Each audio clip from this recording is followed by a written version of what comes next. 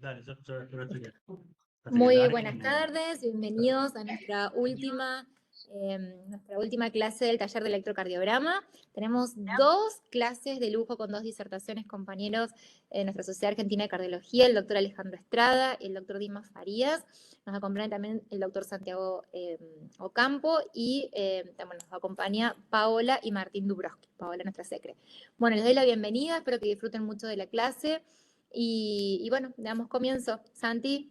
Te doy la palabra. Bueno, dale, buenas tardes a todos.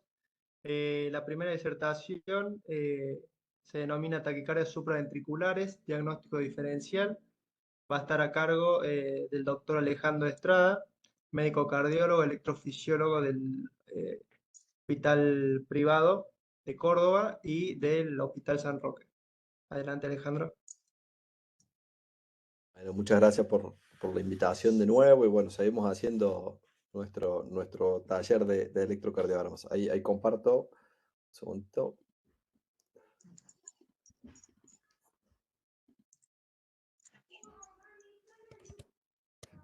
Fenómeno. ¿Lo están viendo bien ahí? Excelente. Perfecto. Sí. Bueno, continuando con los trastornos de arritmia, la semana pasada con Fernanda y Jorge estuvieron viendo bradicardias y trastornos de conducción y hoy con el doctor Dimo Farías vamos a hablar de taquicardias supraventriculares y ventriculares. Bueno, básicamente lo mío va a ser de taquicardia supra. Cualquier pregunta que haya la pueden hacer por el chat, cuenten con eso. Nos pueden interrumpir sin ningún problema. ¿En qué nos vamos a basar? Ahora es más que nada el diagnóstico diferencial de las taquicardias, cómo hacemos el tratamiento agudo y cuáles son las respuestas que tenemos a la adenosina, que son un montón son factores importantes a tener en cuenta estando en una unidad coronaria, en una terapia intensiva, en la guardia o en cualquier paciente que se nos presente con una taquicardia en el internado. Entonces, las taquicardias supraventriculares son arritmias auriculares que tienen diferentes mecanismos, la clínica es variable y lo general que tiene es que el QRS es angosto, es decir, nosotros tenemos QRS angosto, sabemos que son taquicardias supraventriculares. Con respecto a esto, nosotros lo que vamos a ver de las taquicardias supra, vamos a hablar de la taquicardia por reentrada nodal, las reentradas por una vía accesoria, la taquicardia sinusal inapropiada, el aleteo auricular y el flutter auricular. Entonces, nosotros vemos a las taquicardias supraventriculares y las dividimos, Almendra las divide en dos grandes mecanismos, aquellas en el cual solo el tejido auricular es necesario y en aquellas en las cuales el nodo AB es necesario. Si solo la aurícula es necesario, es el caso de la fibrilación auricular o un aleteo auricular, por ejemplo, en el cual solo la aurícula es necesaria para poder sostener la taquicardia. En cambio, si nosotros necesitamos el nodo AB para sostener la taquicardia, este es el caso de las taquicardias, por ejemplo, una taquicardia intranodal o una taquicardia mediada por una vía accesoria. Un segundo, voy a poner el puntero. Ahí está, así se ve un poquito mejor, por una vía accesoria. ¿Por qué esto es importante? Porque si nosotros utilizamos una maniobra vagal o adenosina, va a tender a bloquear el nodo auriculoventricular, entonces las taquicardias que tienen el nodo B necesario van a terminar, en cambio una taquicardia auricular tipo flutter va a seguir girando y no se va a modificar de ninguna manera. Entonces, por eso es importante entender cuál es la necesidad o no del nodo auriculoventricular. En aquellos que solo la aurícula es necesaria, tenemos la fibrilación auricular, el flutter y las taquicardias auriculares focales. Y en aquellos que el nodo AB es necesario son la taquicardia intranodal o cuando participa una vía accesoria, cualquier tipo, ortodrómica, antidrómica. Entonces, esto es lo importante.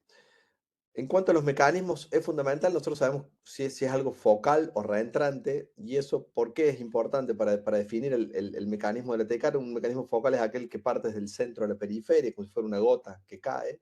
En cambio, una reentrada es un circuito que pasa por diferentes obstáculos anatómicos, o una cicatriz, por ejemplo, y lo tiene. Fíjense que este es un mapa de activación de una aurícula derecha con un sistema de navegación. Fíjense una taquicardia auricular del ostium, del seno coronario, cómo sale desde aquí hacia afuera, desde un puntito bien focal, y esta taquicardia desde la orejuela de la aurícula izquierda, cómo sale desde este punto rojo hacia el resto de la aurícula. Bueno, son mecanismos focales bien puntuales, diferentes a la reentrada. La reentrada es diferente, nosotros el paradigma es la cicatriz. Por ejemplo, en la aurícula, una cicatriz, por ejemplo, por una atriotomía de una paciente que ha tenido una cirugía, una corrección de Fallot, por decirte, por ejemplo, o cualquier otra cirugía valvular, eso puede dejar una escara. También las cicatrices pueden ser espontáneas. Entonces nosotros tenemos tejido sano en negro, la cicatriz, que es tejido muerto, y tenemos una zona intermedia ahí, que es la zona fundamental, que es la zona de conducción lenta. Entonces nosotros tenemos zona de conducción lenta que gira alrededor de esta cicatriz, es fundamental. Si nosotros no tuviéramos la zona de conducción lenta, esto circularía rápidamente y la punta tocaría con la cola, encontrándola refractaria. Entonces, la zona de conducción lenta es la parte fundamental de una cicatriz. Fíjense cómo lo vemos en un mapa de activación. Esto es una aurícula izquierda con una cicatriz anterior de un aleteo perimetral antihorario, es decir, este circuito gira alrededor del anillo mitral, y miren cómo pasa lentamente por acá, por la cicatriz, y luego vuelve a pasar. Esto es fundamental, lo mismo pasa en la aurícula derecha. ¿Cómo se manifiesta esto electrocardiográficamente? El aleteo, como es una actividad que todo el tiempo se mueve, tenemos una actividad ondulante, no tenemos línea de base. En cambio, la taquicardia auricular es una cosa de un foco que se frena, un foco, un disparo que se frena, disparo, se frena, por lo cual tenemos línea isoeléctrica, disparo con onda P, línea isoeléctrica, onda P, es decir, tenemos línea isoeléctrica de base, no es continuo. Si nosotros lo graficamos esto en un mapa de activación, como lo vemos en el aleteo auricular, esto es una aurícula derecha, las venas cava superior e inferior, y hemos puesto un catéter alrededor del anillo tricupédio para ver cómo gira el aleteo, digamos, típico ísmico antihorario, cómo gira así, cómo lo graficamos. Nosotros acá vamos a ver las ondas F y cómo gira alrededor del anillo tricúspido.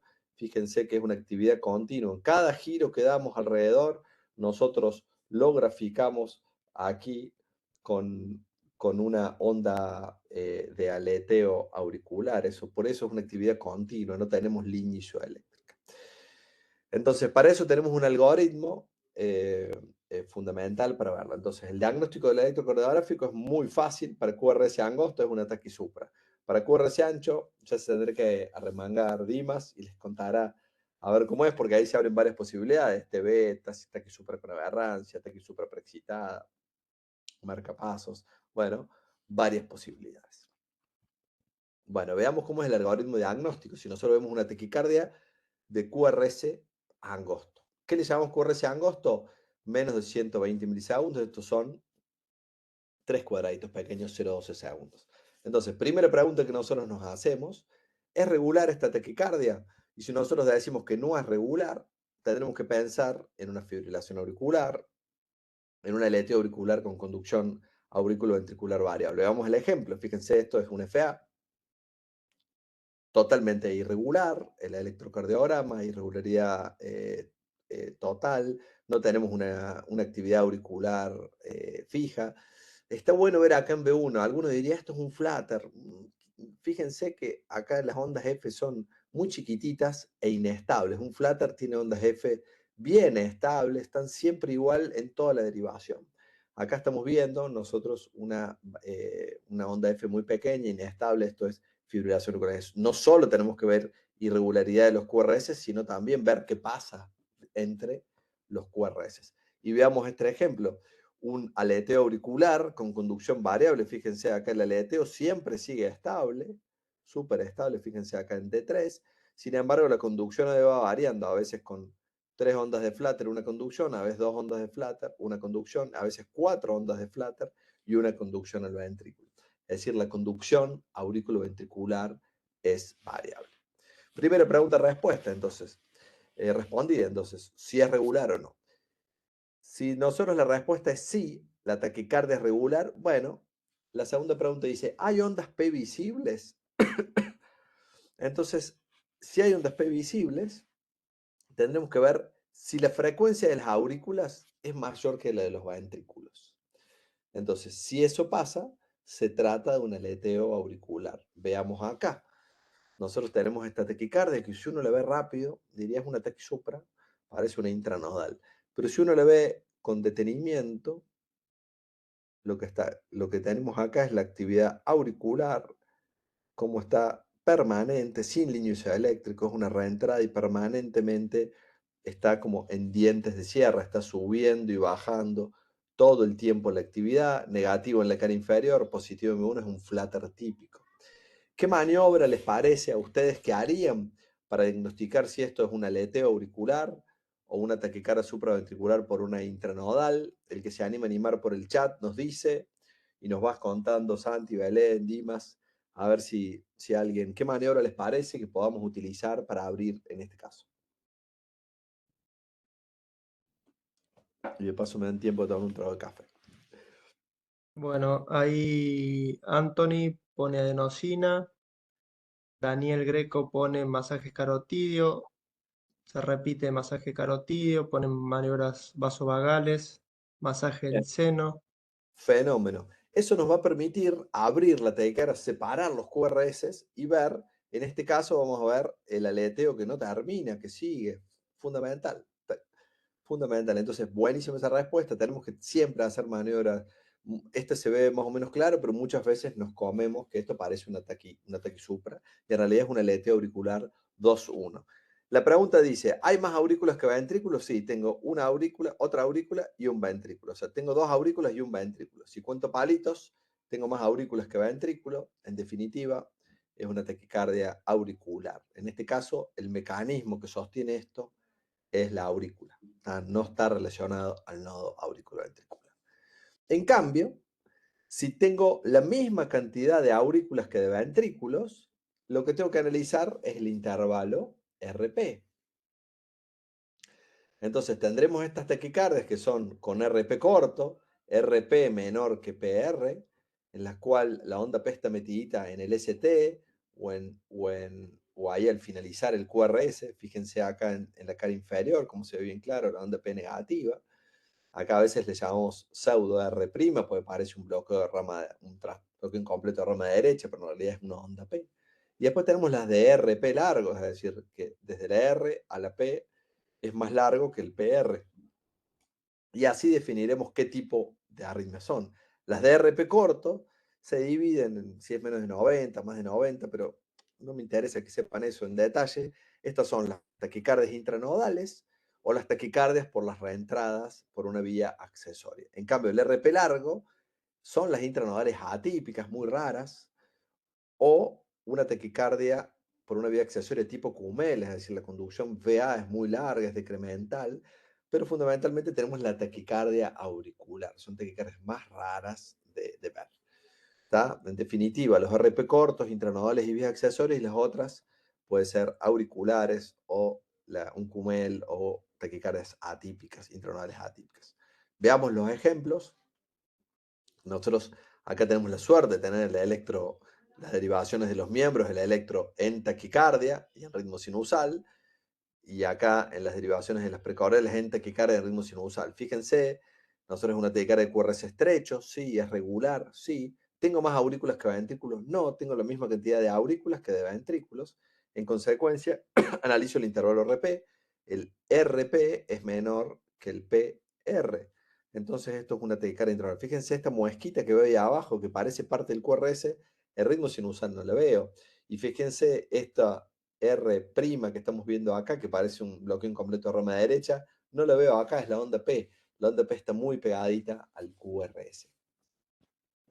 Es una taquicardia intranodal y el QRS y la aurícula están juntas porque sube hacia el aurículo y baja hacia el ventrículo en el mismo momento. ¿Qué pasa con la taquicardia auricular focal? Bueno, son taquicardias que suelen ser más lentas, pero pueden variar mucho, entre 100 y 250 latidos por minuto, pero es normal que las tengamos en 110, 120, 130 latidos por minuto. Y tiene un fenómeno que se llama fenómenos de calentamiento y enfriamiento. Se aceleran mucho, mucho, mucho y luego se enlentecen demasiado. Es decir, y lo fundamental es que hay línea de base entre las ondas P, es un mecanismo focal. La morfología y la onda P sugiere el origen, pero bueno, para eso no es la idea. Esto, fíjense, es una aurícula izquierda vista de atrás con las venas pulmonares izquierdas y derechas, y esto es un foco que está en la carina de las venas pulmonares izquierdas, y como desde aquí este foco, fíjense en blanco, como sale hacia el resto de la aurícula, es un puntito en la aurícula, es donde sale, y cómo se inicia la taquicardia. El aleteo auricular hay de múltiples mecanismos, típicos, atípicos. Es toda una clase hablar de esto, pero lo interesante de los aleteos auriculares es que no nos importa eso en cuanto al tratamiento, si sean típicos o atípicos, lo importante es si tiene riesgo embólico, tenemos que anticoagular, igual que la fibrilación auricular, eso lo sabemos. Son una reentrada alrededor del anillo tricuspideo, tanto de forma antihoraria o horaria o de alguna otra forma. En este caso, la maniobra que hacíamos recién, fíjense, este es un caso similar al que el que ustedes opinaban, teníamos una onda P negativa acá, onda F negativa, perdón, dos aurículas, un ventrículo, dos aurículas, un ventrículo, dos aurículas, un ventrículo. De golpe abrimos y se separan los QRS y la aurícula sigue participando acá como si nada. Esto nos demuestra qué cosa. Esta es una taquicardia en la cual el nodo AB, con esta respuesta, respóndame por el chat, por favor. ¿El nodo AB es necesario para esta taquicardia o solamente la aurícula es necesaria? ¿Qué les parece?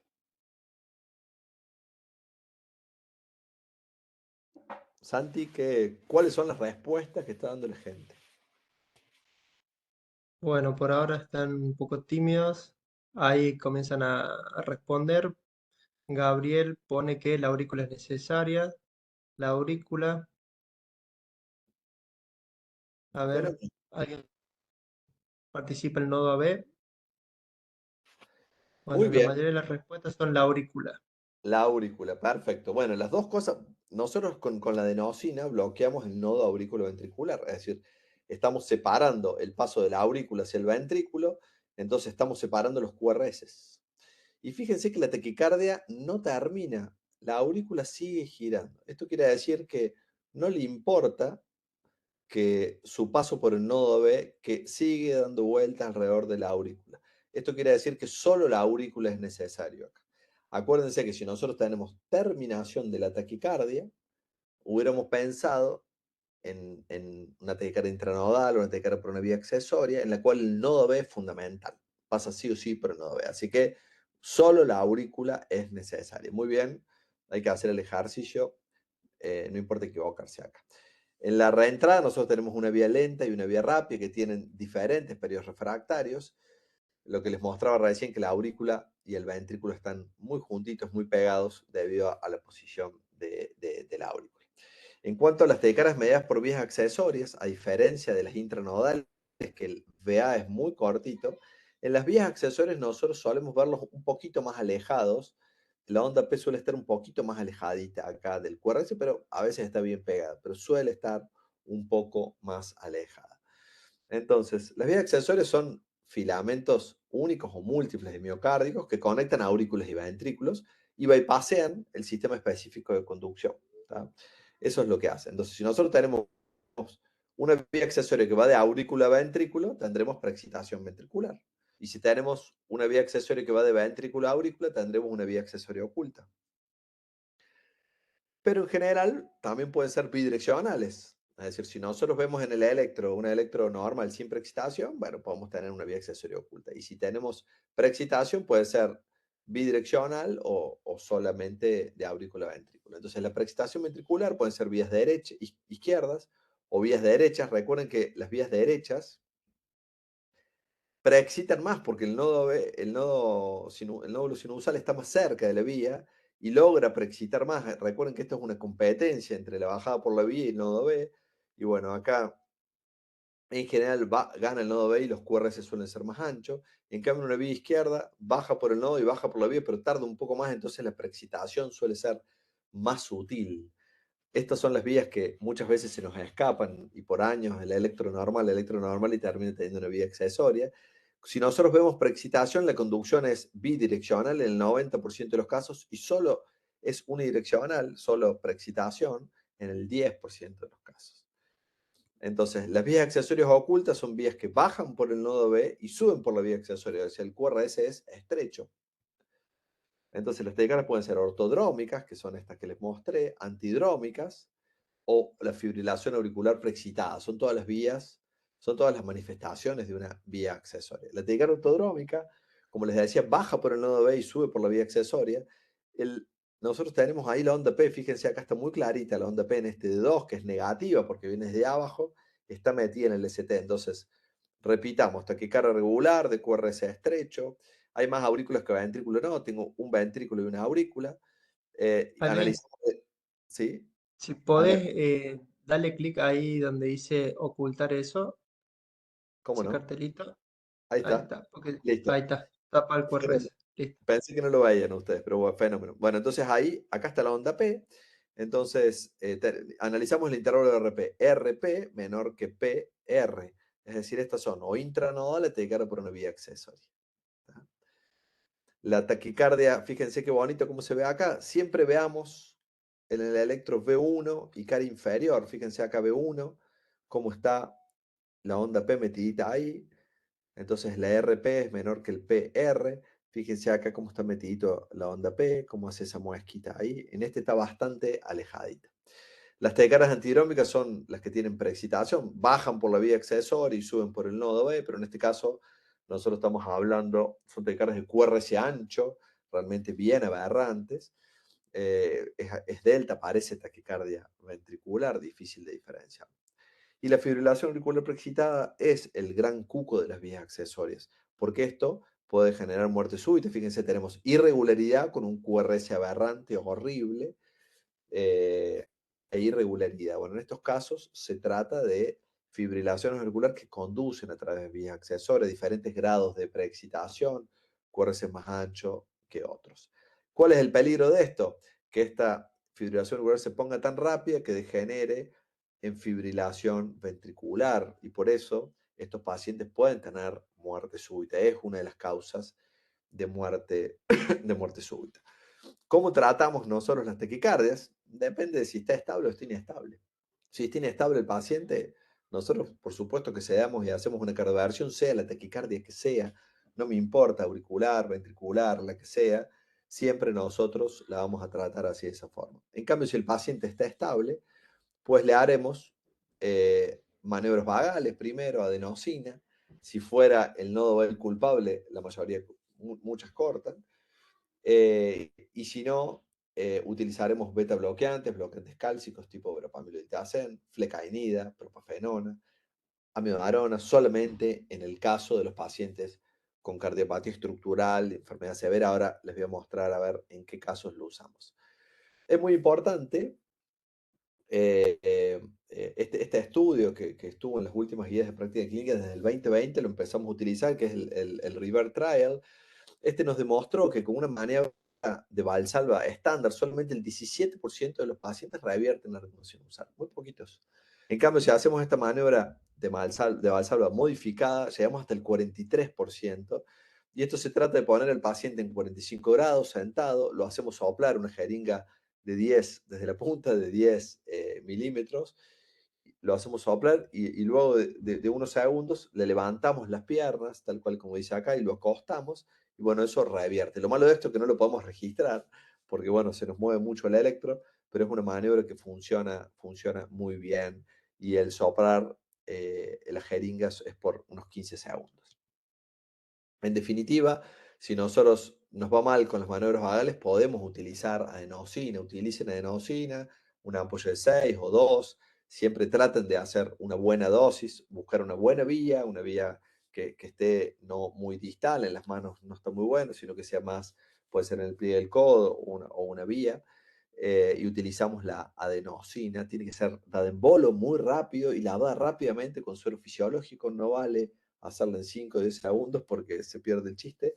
Así que tienen que hacerlo rápidamente y lavarla, si no, no tiene función. El paciente tiene que sentir calor, hay que explicarle al paciente que va a sentir eso, decirle que solamente dura entre 1 y 3 segundos, que no se preocupe y la cosa pasa.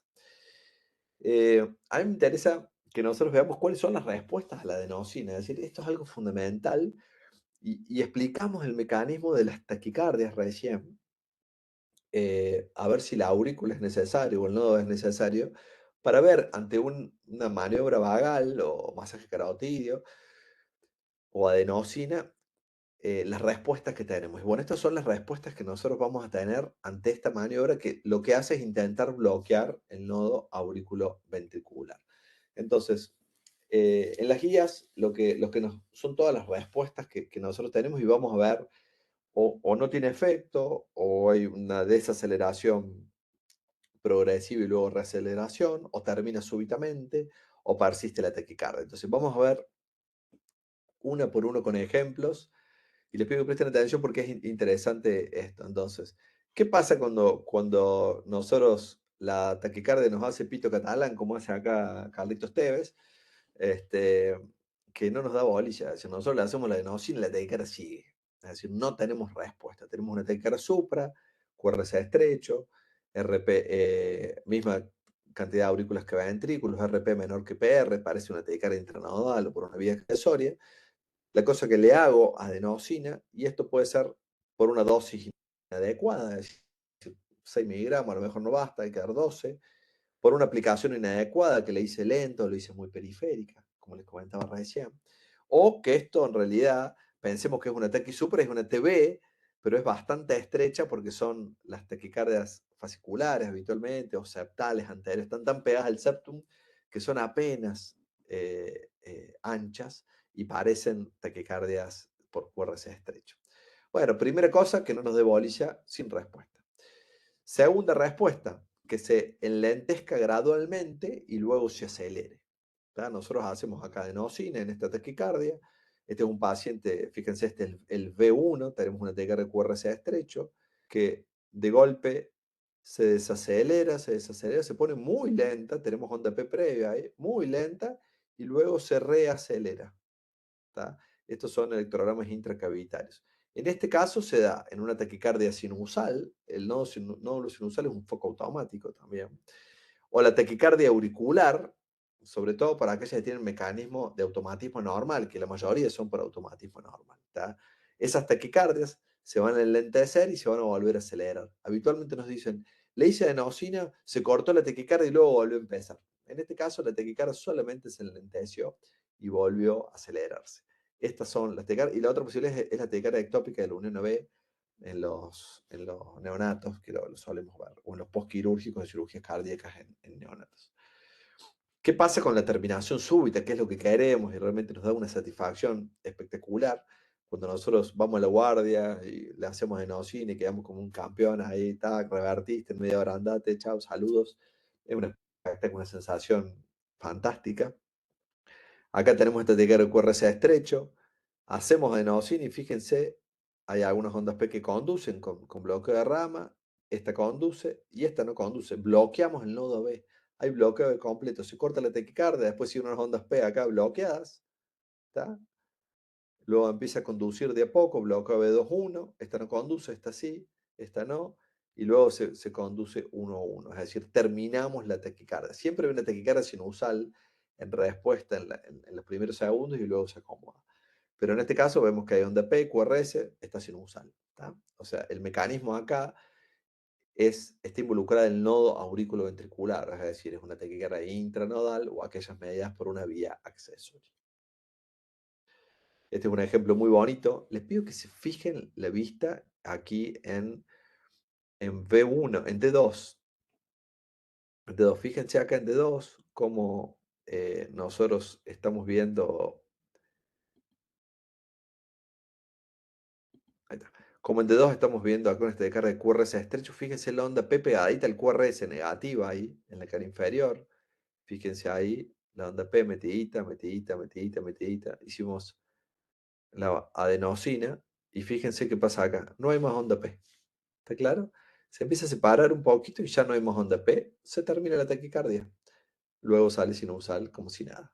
Ven que acá está lento y luego empieza a acelerarse. Esto es una respuesta normal del ritmo sinusal y luego se acomoda. Pasa con la adenosina. ¿Estamos? También esto pasa con una maniobra vagal o un masaje carótido. Esto se da en la taquicardia intranodal.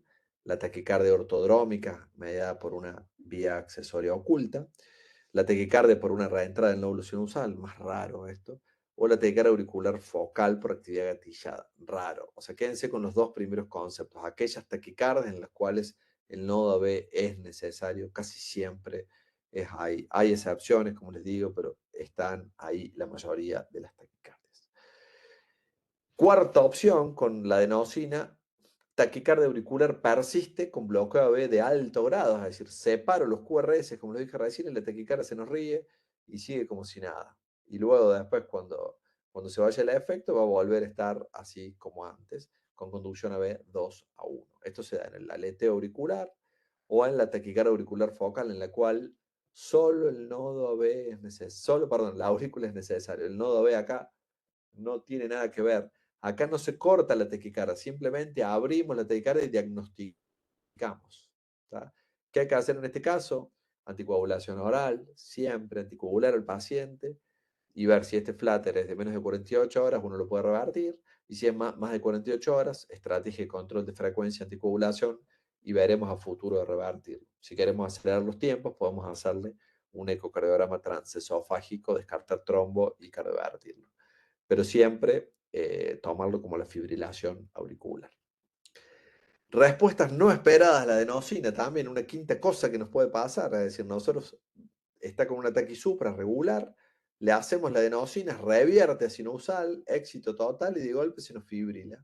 Fíjense, fibrilación auricular. La fibrilación auricular post-adenosina puede pasar.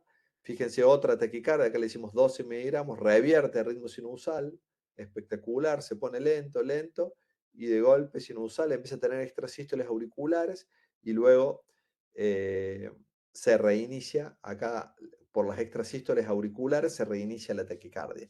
Entonces, o puede provocar fibrilación auricular o extrasístoles auriculares que nos puedan reiniciar la taquicardia. Esto no quiere decir que la adenosina no haya sido eficaz de ninguna manera, sino que es esperable que los pacientes tengan inducción de fibrilación auricular, y bueno, en este caso, si la fibrilación auricular no revierte, hay que sedar y cardiovertir al paciente, o hacerle una droga para revertir, tipo flecainida, por ejemplo, propafenona, si no tiene cardiopatías estructuras.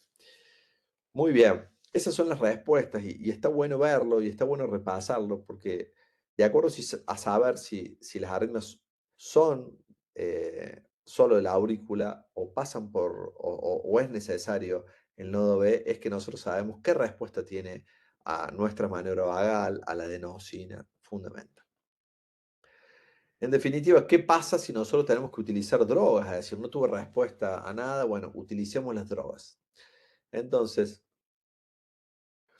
¿cuáles son nuestros criterios de internación? Y esto está bueno que lo veamos porque yo veo que a veces internamos muchas taquicardias. Bueno, nosotros hoy hicimos una ablación de una paciente que tuvimos que internar y realmente de cada 100 pacientes que vienen con taquisupra, internamos una. O sea, es rarísimo. Pero en este caso la paciente había tenido dolor de pecho, la toleró mal la taquicardia. Solo por eso la internamos. Bueno, hoy le terminamos haciendo la ablación. En general no requieren internación. A veces uno lo deja media hora en la guardia y si está bien se va a la casa. Hasta el laboratorio es innecesario.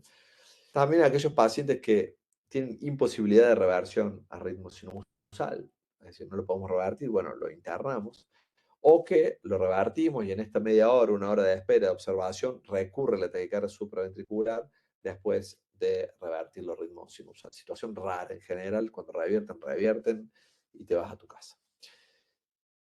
En cuanto a la fibrilación auricular, hay que ver si tenemos la intención de los ritmos sinusal, es decir, los revertimos si tienen 40% certeza de eso, si la frecuencia cardíaca no está controlada, si tienen síntomas asociados a la taquicardia y no se le va la taquicardia, no lo podemos dejar ir, o si tienen insuficiencia cardíaca, pues son dos criterios de internar a un paciente. En cuanto a los fármacos antiarrítmicos o la ablación con catéter, nosotros es muy variado los fármacos que usamos. Podemos usar los bloqueantes cálcicos como verapamilo y diazem, beta bloqueantes, el que se les ocurra, flecainida y propafenona, amidodarona. Amidodarona realmente es lo último que utilizaríamos y ya vamos a ver el criterio para utilizarlo. Y el flutter, el FA, lo fundamental es anticoagular. Lo que le cambia el pronóstico al paciente y lo mejor que hacemos nosotros es anticoagular al paciente según el riesgo embólico o según la actitud que nosotros tengamos. Si nosotros vemos en un paciente, anticoagulen siempre. porque si nosotros tenemos intención de revertir al paciente, por más que tenga riesgo embólico bajo, lo tenemos que dejar anticoagulado. ¿Tá? Entonces, ¿cuáles son las normas generales en cuanto a los fármacos anticoagulantes?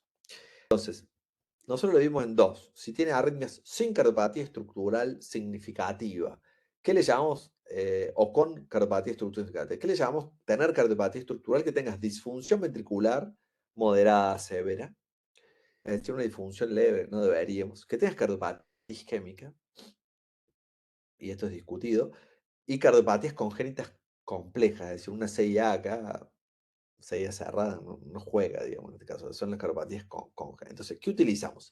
Si no tiene cardiopatía estructural, usamos flecainida, propafenona o sotalol, en el caso de la cardiopatía isquémica está indicado, y podemos usar cualquier beta bloqueantes o bloqueantes cálcicos. Y si tiene cardiopatía estructural significativa, podemos utilizar amiodarona y beta bloqueantes. En el caso de cardiopatía isquémica también podemos usar el sotalol, pero sin disfunción. Pero solo usemos la amiodarona. A veces nosotros nos tentamos en usar la amiodarona en la guardia y realmente no es necesario utilizarla teniendo todas las otras herramientas que por vía oral nos puede ir bien también. Las eficacias son mínimamente menores, pero darle amiodarona en la guardia muchas veces significa que el paciente se va de alta con amiodarona vía oral y después a veces están muchos años con una droga que tiene muchas reacciones adversas. Entonces no está bueno para una taquisupra. Perfecto, me cansé de hablar y los necesito escuchar a ustedes. Y vamos a poner algunos ejemplos para esto. Tenemos un ratito acá para que vayamos charlando. Así que lo vamos a ir viendo en el chat, Santi. Y bueno, el que quiera también activar micrófono, si lo puede hacer, lo podemos hacer. Y charlamos todo lo que se pueda. Así lo hacemos lo más interactivo posible. Entonces, les presento un caso. Estos son unos casos que presentamos en varios de los que presentamos, van a ver ahí CardioSub, que es el Congreso de la Sociedad Uruguaya de Cardiología. Y bueno, hicimos un concurso de electro y bueno, presentamos varios casos y bueno, los tomé para esta presentación que me cansé de los ejemplos habituales. Así que bueno, esta es una mujer de 28 años que consulta por síncope, es decir, tiene palpitaciones desde la adolescencia, tiene un episodio de síncope del que se recupera y consulta a la guardia. Cuando llega con 90, 60 de presión y ya está en la puerta del servicio de emergencias y le realizan el siguiente electrocardiograma. Paciente de 28 años con síncope. Lo observamos bien tranquilos, sobre todo un trago de café para ir pensando. Ya está frío mi café. Bueno.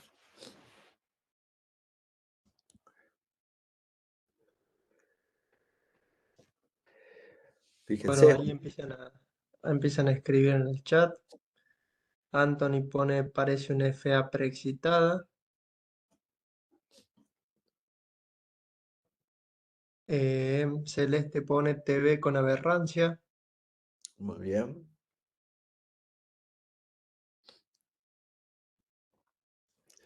Bueno, Bueno, ahí me dice, yo les voy a dar algunas ayudas acá, entonces, acá todos van a opinar por 1, 2, 3, 4, 5. Va a ser fácil, juéguensela. Esto es una taquicardia ventricular monomorfa, es una taquicardia ventricular polimorfa, es una fibrilación auricular preexcitada, es una fibrilación auricular con bloqueo de rama derecha y hemibloqueo anterior izquierdo, o es una taquicardia intranodal con una aberrancia de rama derecha y hemibloqueo anterior izquierdo. TV Opción monomorfa. 2, acá Gabriel y Laura. Muy bien, Gabriel Laura dice 2. Perdón. Anthony José dice, y Claudia, opción 3, Bien. FA preexcitada. Taquicardia ventricular y FA preexcitada. Vale, yo voy y vengo, Belén, así vamos viendo. Perfecto. Entre taquicardia ventricular y FA preexcitada. ¿Quién está ganando ahí? A ver. Siguen votando. ¿Qué les Me parece? parece que la opción 3. Ahí ¿Ah? Cristian Bueno, también, opción 3, FA preexcitada. bueno, tenemos irregularidad acá, ¿no? Fíjense, ¿no? Tenemos mucha irregularidad. Eso es importante. En una TV podemos tener irregularidad en el inicio, pero en general que se sostenga tanto, nada. En una TV también podemos tener diferentes grados de ancho de QRS, eso se llama fusión, eso tiene lo mismo. Pero fíjense acá lo que llama mucho la atención, que el QRS es muy ancho y tiene un comienzo como muy enlentecido, le llamamos como deltoide, como si fuera la onda delta. Y después como se pone lento, también tiene como este comienzo, fíjense acá que como cambia, que es bien. Y la otra cosa que llama mucho la atención acá es los RR. Entonces, esto es una fibrilación auricular preexcitada, tal cual como ustedes dijeron. Y es una paciente, ustedes dirían que este electro, una paciente con síncope, ¿es de alto riesgo? ¿Esto puede generar en TV polimorfa? ¿Sí o no? ¿Qué les parece? ¿Qué les parece? ¿Sí o Sí, no? dice José. Sí, Claudia. Sí, Mariana. Sí, Gabriel. Sí, Cristian. Ariel. Sí, Patricia. Sí, Celeste. Muy bien. Y esto es así, ¿por qué? Porque la paciente se presenta con un síncope, por un lado, y por otro lado, porque la taquicardia es muy rápida. Fíjense que la longitud de ciclo de esto es un cuadradito grande, es 240 milisegundos. Si ustedes ven el RR más rápido, es de 100, serías 180 milisegundos. Esto es más de 300 latidos por minuto y está preexcitado. Esto es de alto riesgo de muerte súbita. Cuando una taquicardia tiene los RR menos de 250 milisegundos, que es más o menos más de 250 latidos por minuto, que conduce esto a alto riesgo de muerte súbita. Muy bien, estos pacientes pueden generar en una FB. Siguiente caso, este es un varón de 36 años que consulta por palpitaciones. Las palpitaciones las tiene desde la adolescencia, este es un dato, que tiene un electrobasal que es normal, un ecocardiograma normal, y se presenta con este electrocardiograma. Yo ahora ya les voy a dar las opciones. ¿Y para qué fue la consulta, por ejemplo? Es decir, ¿para qué fue si tenemos 30 palpitaciones? No lo había Por visto. palpitaciones. Fue por Bien. palpitaciones, 36 De años, reciente desde la comienzo, en el esfuerzo, en reposo. Mira, este paciente, no tengo el dato tan claro, pero es una palpitación de comienzo súbito de los últimos minutos, por lo cual consulta a la guardia.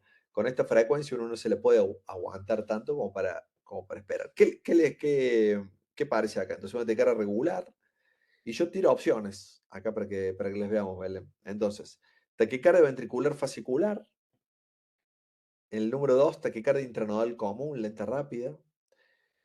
La número 3 es un aleteo auricular 2-1, como los que vimos recién. O en la 4, taquicardia ortodrómica por una vía accesoria.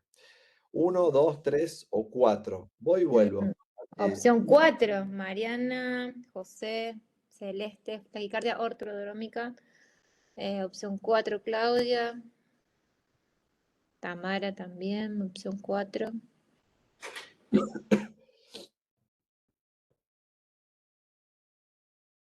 Y esto no podría ser un aleteo auricular. Si yo veo acá la cara inferior, esto no podría ser un aleteo.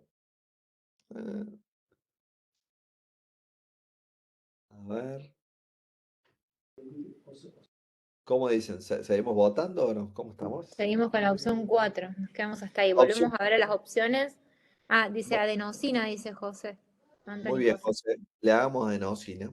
Si le hacemos adenosina, en este caso nosotros vamos a ver si lo que yo digo, que es un aleteo auricular 2-1 o una taquicardia intranodal o por vía accesoria, vamos a tener diferentes respuestas. Perfecto, eso Ahí haría Celeste dice opción 3. Salimos de la 4, ahora la volvamos. opción 3, Flatter Latin 1. 2-1. Bueno, entonces fíjense acá, tenemos una taquicardia regular de QRS estrecho. Regular, QRS estrecho. Primera pregunta. Segunda pregunta, ¿tengo más aurículas que ventrículo? No. Veo la misma cantidad, en B4 se ve mejor en este caso, tengo la misma cantidad de aurículas que de ventrículos. Un ventrículo, una aurícula. Fíjense esa muesquita negativa. Un ventrículo, una aurícula. Un ventrículo, una aurícula. Entonces, cuando tengo la misma cantidad de aurículas de ventrículos, veo el intervalo RP y PR. En este caso, el RP es menor que PR. Entonces, en esos casos era una intranodal o una taquicardia por una vía accesoria. En este caso, si hacemos trampa, se trata de un varón de 36 años que tiene palpitaciones desde la adolescencia. En general, cuando las taquicardias son desde más chicos, 9 de 10 son por vías accesorias y no intranodales, son mucho menos frecuentes, aunque puede pasar. Es decir, esto lo más seguro que sea es una taquicardia por una vía accesoria, porque se acuerdan que les decía que la onda P suele estar un poquito más alejadita del QRS y no tan pegada al QRS como suelen estar las intranodales. En este caso, es una taquicardia medida por una vía accesoria. Vamos por más. Lindo Tercer caso. caso. Bien, vamos. Muy bien. Varón de 62 años que consulta por palpitaciones, es fumador, le hicieron una neumonectomía parcial izquierda por un neo de pulmón un año previo. ¿Sigue fumando? Y Esperemos que no. la gente sigue fumando, la gente no aprende. Tiene palpitaciones rápidas de inicio súbito que ceden espontáneamente. Estas palpitaciones no eran palpitaciones de las últimas horas, sino que venía hace una semana con síntomas de palpitaciones. Y consulta y el cardiólogo le hace este electrocardiograma. Tenemos un D2 control aquí abajo y tenemos las derivaciones, está ordenado distinto a los otros, D1, D2, D3, ABR, BL, BF, B1, B2, B3, B4, B5, B6, está ordenado como diferente al otro. Yo les aconsejo que veamos D2, que es donde mejor se ve, y B1 siempre son los lugares donde mejor nosotros vemos las aurículas. Cara inferior y B1. Las opciones que les tiro es una aleteo auricular 2.1, taquicardia ortodrómica medida por una vía accesoria, una taquicardia intranodal común, lenta rápida, o una taquicardia sinusal, sin más. Tiene fiebre este hombre, por eso está taquicárdico. ¿Quién se anima? Vamos para arriba. En la opción 1, flatter auricular. Número 2, vía accesoria. Número 3, intranodal. Número 4, taquisinusal. Anímense, que acá no apostamos nada. José dice opción 4. Cristian, Ariel dice 1. La 1, a ver cuál era, flatter, y la otra opción, la 3, taquicardia intranodal común. Muy bien, este es el más repartido de todo, es un electro medio rarito. La verdad que no ayuda en trazado, pero bueno, esto es vida real, por eso lo traje. No ayuda tanto, entonces, como para siempre observemos cara inferior y B1, es donde mejor se ve la aurícula, a pesar que recién hemos mostrado B4, pero en B1. Fíjense en B1, nosotros vemos el QRS, acá tenemos una onda P bien clara, o T, no sé, y hay que ver si esto es onda T también. Entonces acá yo pondría un papelito y lo marcaría, onda P, acá hay ondas P, fíjense que acá tenemos onda P, onda P, onda P, onda P, onda P. Voy a tratar de verlo en la cara inferior a ver si estoy viendo lo mismo. Me veo en la cara inferior y veo acá, fíjense, tengo esa onda P negativa, Ahí también. onda P. Es decir, tengo la longitud de ciclo acá que suele ser de los aleteos auriculares, que es de un cuadradito grande y un poquito más. ¿Tá? Cuando vean esto, en general suele ser el aleteo. Si nosotros hacemos lo que nos dijo José recién, adenosina, veremos que se abre y veremos las ondas F acá. Acá estamos teniendo las ondas F que suben y bajan acá en esta aurícula.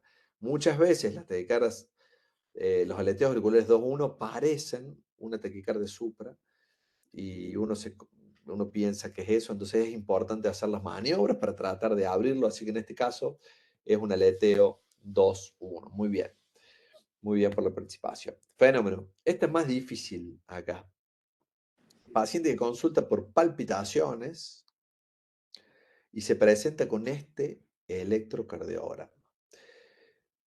Para que no nos liemos y estemos tranquilos. Voy a pasar a describirlo para verlo con tranquilidad. Cuando vemos una electro así que nos marea, traten de fijar la vista en una derivación. B1 siempre nos ayuda mucho. Estamos viendo B1 y vemos una taquicardia de QRS ancho, con imagen de bloqueo de rama izquierda, que de golpe se pone angostito, estrecho, con un trastorno normal, y de golpe acá se pone ancho de vuelta, con imagen de bloqueo de rama derecha, al contrario de lo que tenía antes, y luego vuelve a estar angostito como antes. ¿Qué les parece? Acá dice, es muy probable que se trate de una taquicardia ventricular alternando con el ritmo sinusal. La respuesta B dice que la taquicardia es ortodrómica con bloqueo de rama alternante, en este caso izquierda y derecha. Son dos TVs en el mismo paciente, una con imagen de bloqueo de rama izquierda y otra con imagen de rama derecha. Y la cuarta respuesta dice, yo sabía esto, pero me he olvidado. Así esta es otra, Hay, otra hay posibilidad. respuesta. José dijo, Ignacio dijo D. El resto está diciendo B. José, Daniel, Patricia, Claudia, ¿Qué Antonio. están diciendo? Son B. B de bueno, ¿no? B de bueno y D, dice José. De José Ignacio. Bueno, ahí lo agrando un poquito Cristian, para que lo veamos. Laura dice B, pero debería haber una opción E, no lo sé y nunca lo supe. Está muy bien, está muy bien. Sinceridad. Bueno, este es un electro difícil, pero que es interesante. Miren para ver esto. Es una taquicardia ortodrómica, que es una QRS estrecho, pero que tiene un bloqueo de rama alternante. Primero rama derecha y después rama izquierda, que esto puede pasar. Y fíjense qué interesante esto. Esto, fíjense que este QRS, si uno lo ve, está más lento que esto que está más rápido. Esto siguen a la misma frecuencia. Pic, pic, pic, pic, pic, pic. Y este también más lento. Este está más lento. ¿Está? Pero con imagen de bloqueo de rama izquierda. Acá el QRS se pone estrecho, es una taquicardia regular de QRS estrecho, misma cantidad de aurículas que ventrículos, el RP menor que PR, es decir, parece una taquicardia por intranodal o por una vía accesoria. Y en este caso sabemos que es una medida por una vía accesoria, porque se le hizo el estudio electrofisiológico y cuando tiene imagen, esto es una cosa electrofisiológica, tiene imagen de bloqueo de rama izquierda, se pone más lento, 228 milisegundos, 228 sí, milisegundos, y se pone más rápido cuando, 184 milisegundos, cuando tenemos la taquicardia con QRS estrecho. Eso es cuando la vía accesoria está del mismo lado que el bloqueo de rama, tiene que dar una vuelta como más larga para poder eh, completar el circuito ortodrómico, entonces así, digamos, la frecuencia se enlentece. Pero lo más importante que ustedes digan es que, no me quiero meter en este tema que es muy de electrofisiólogo y es necesario, y lo vemos en el estudio electrofisiológico, y no es la idea de hablar de eso ahora, sino de electro, que es una taquicardia de QRS estrecho que de golpe conduce con un bloqueo de rama izquierda y de golpe con un bloqueo de rama derecha. Es la misma taquicardia. Cuando ven una taquicardia que de golpe de QRS estrecho pasa a QRS ancho, y lo vemos mucho en los Holter, eso nos descarta taquicardia ventricular. Es raro que el paciente tenga justo una taquicardia auricular y de golpe tenga una TB también. Es extraño. En general, cuando nos da la suerte de empezar así con QRS estrecho y después con un QRS ancho, eso se trata de aberrancia, de un bloqueo de rama funcional. Así que eso está bueno como concepto para que nosotros lo tengamos en cuenta, más allá de este mecanismo electrofisiológico que no quiero ahondar. Bueno, les traigo esta pesadilla, nos cae la guardia. Entonces, ¿qué conducta tomaríamos ante este paciente? Nos viene con este electro horrible. Entonces, No primero, quiero estar de guardia con este electro. sí, No. yo tampoco. A, desfibrilación, B, amiodarona, C, sulfato de magnesio y ninguna de las anteriores. Perdona que se movió. Entonces, ¿qué haríamos con este paciente? ¿Qué les parece? Veamos todas las derivaciones y qué hacemos con este paciente. ¿Qué les parece este electro? Contesten a ver qué haríamos. Ahí contestan la opción C, sulfato de magnesio, otro contesta la A, desfibrilación. Hay una pregunta de si está sintomático el paciente. Otra pregunta, otra respuesta dice si está estable, sulfato de magnesio, si no, desfibrilación. Hay varias A, El desfibrilación y uno, ninguna de paciente las está anteriores. estable y vino caminando. Y de hecho, este es un electrocardiograma de control. Hay que ver una derivación que está bien, digamos, y con eso puede ayudar. Muy bien. ¿Qué derivaciones veríamos ahí para ayudarnos un poquito acá? Para que no se coma un choque el pobre señor o señora. Bueno, en este caso, Ninguna de las anteriores es correcta, ¿no? Fíjense lo que Exacto. pasa acá. Eh, lo que nosotros tenemos acá es que una de las derivaciones se ve muy bonita. Sería raro que el paciente tenga una TV polimorfa, una torcida de punta, que es lo que parece, y en algunas derivaciones lo vemos bien. Lo vemos mucho en Holter, esto, que una derivación zafa y las otras te hacen cualquier cosa. Es Fíjense acá, artefacto. onda PQRS, onda PQRS es un súper artefacto esto. Entonces, esto acá estamos viendo normal, tenemos el signo del noche, acá que los QRS coinciden, noche es como una melladura, coinciden acá en medio de esta tormenta, coinciden algunos QRS que parecen normales y son coincidentes con los QRS normales. Fíjense acá en B1, nosotros cuanto mucho el paciente tiene un flutter, digamos, pero no mucho más que eso. Si fuera en realidad no sería muy bueno, digamos, pero al ver esta derivación de 3 bien, digamos que ahí ya te puede dar un indicio. Con eso nos quedamos tranquilos. En este caso, es un paciente que puede tener, por ejemplo, Parkinson, y no le hemos fijado bien los brazos, y esto puede pasar, así que cuidado con los electros, siempre le pongamos bien las manos con las palmas abajo, abajo de la cola, siempre tratemos de ver cómo están funcionando viendo los cables, si el paciente está estable, no quema, esto no hay que correr, es un electro interesante, vamos a ver en electros o en Holter. Tengo el último caso, puede ser, que puede ver. Sí, sí, sí. ¿Estamos bien? Bueno, esta es Sí, estamos bien. una chica de 65 años que es hipertensa, que viene con una disnea de semanas de evolución. Pero en las últimas horas está con más palpitaciones, entonces viene el servicio a la guardia. En la guardia la vemos con edemas en miembros inferiores, crepitantes bivasales, está algo hipertensa, 140-80, o sea, está con insuficiencia cardíaca y disnea. Entonces, ¿cuál es el diagnóstico de la electrocardiograma? Esto es una fibrilación auricular, es una taquicardia auricular multifocal, un ataque supra tipo intranodal o vía accesoria, o un aleteo auricular típico. ¿Qué les parece? Vamos a agrandarlo, así lo ven mejor, porque fíjense que acá tenemos las derivaciones de los miembros, de 2 de 3 BF, y después tenemos las derivaciones precordiales. Como siempre les digo, si no se ve bien claro en B1, lo veamos en cara inferior, de 2 o de 3 pueden darnos alguna posibilidad de darnos cuenta qué pasa. Empecemos a votar, FA, ataque auricular multifocal, taquisupra o un flutter.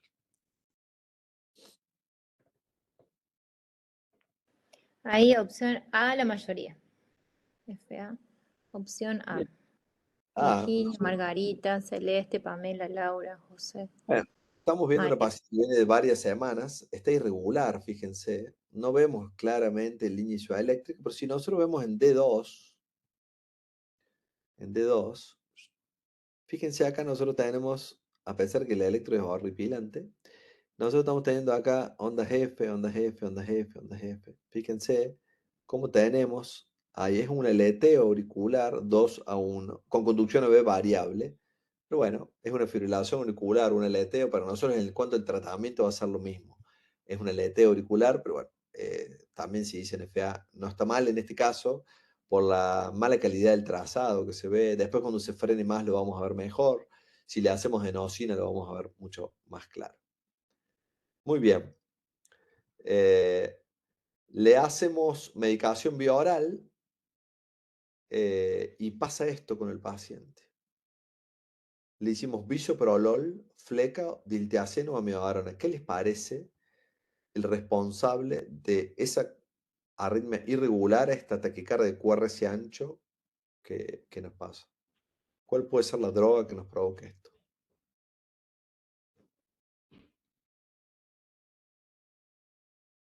Se puso la taquicardia más rápida y irregular.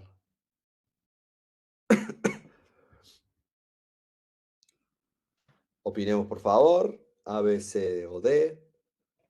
¿Cuál Ahí en sería? el chat están poniendo la D, amiodarona.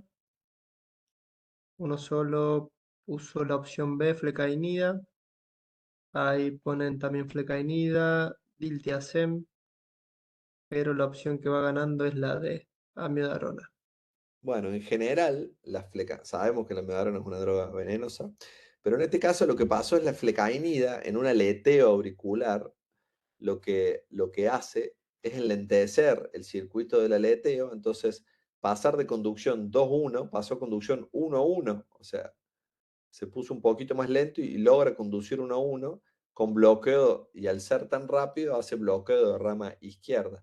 Esto lo pueden ver, es muy raro, parece una taquicardia ventricular, es casi indistinguible una taquicardia porque reúne casi todos los mismos criterios, pero es una aberrancia de conducción de rama izquierda por la flecainida. A veces puede pasar esta situación.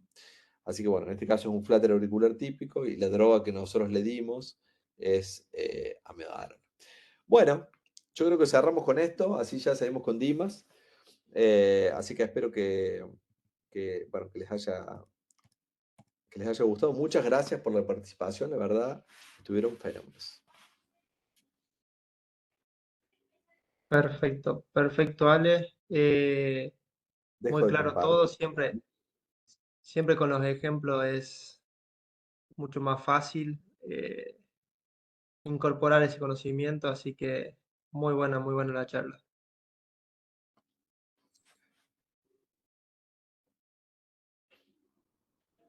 Bueno, si no hay más preguntas, pasamos a la siguiente disertación. Se denomina taquicardias ventriculares, cómo interpretar el electrocardiograma. Va a estar a cargo del doctor Dimas Farías, es staff de la Clínica Reina Fabiola y jefe de la sección de electrofisiología del Hospital San Roque.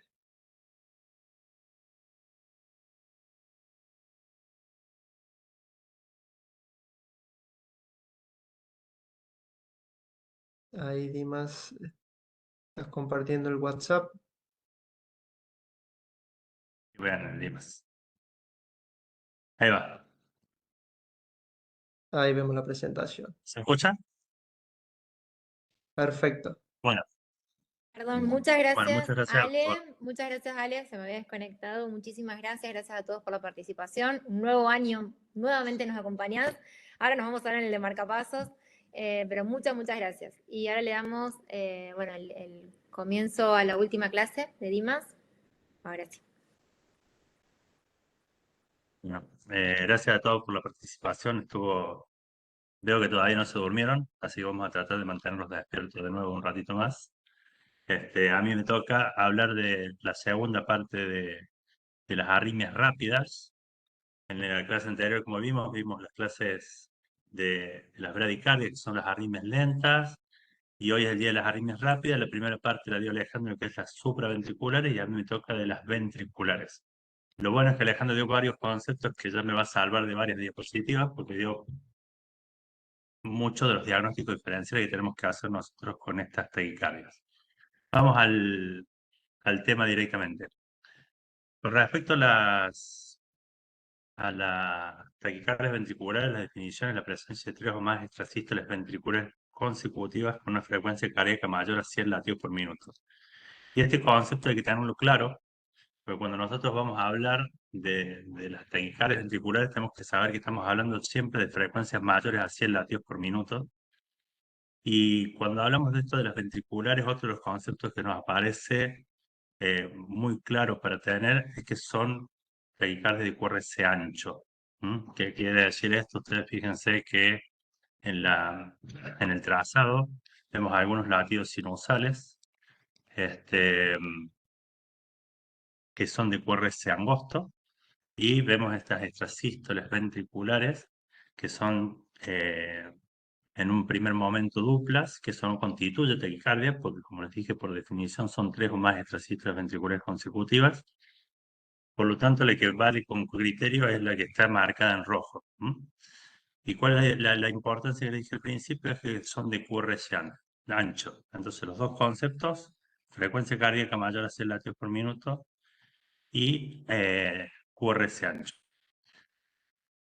Como planteó en la clase también el doctor Estrada, tenemos que conocer el mecanismo de las taquiarritmias y aquí intervienen los mismos mecanismos que intervienen en las taquicardias supraventriculares.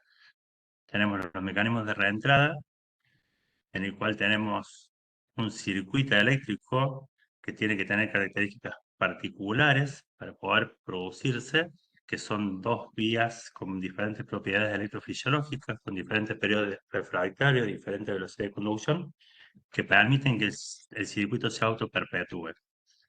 Después la actividad atillada, que es la que está determinada por los pocos potenciales, que se dividen en precoces o tardíos, y que vamos a ver ejemplos claros en las taquicardias ventriculares polimorfas, por ejemplo, el QT prolongado, y las taquicardias automáticas, que son las taquicardias focales, que tienen que ver con un automatismo aumentado de una célula que habitualmente no tiene esa propiedad.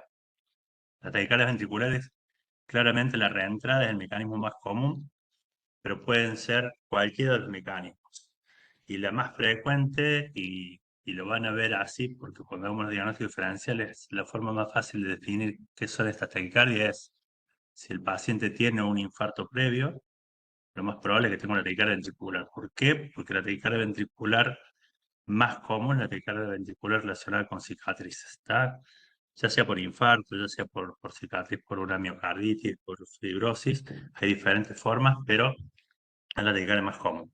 Hay otras taquicardias que son reentrantes, que son la fascicular, que tiene características que se ven en corazones sanos, a diferencia del anterior, que se ven en corazones enfermos, en gente joven, y que en el mecanismo participan los dos fascículos de la rama izquierda, y la taquicardia reentrante rama-rama, que es una taquicardia que, a diferencia del anterior, que se ven en corazones sanos, se ven en corazones muy enfermos, y tiene características especiales, y lo bueno es que cada una de estas se trata de forma diferente.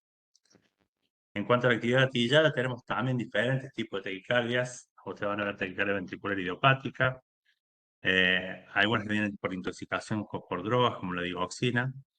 La taquicardia ventricular catecolaminérgica, también en corazones sanos y que se dan en actividad.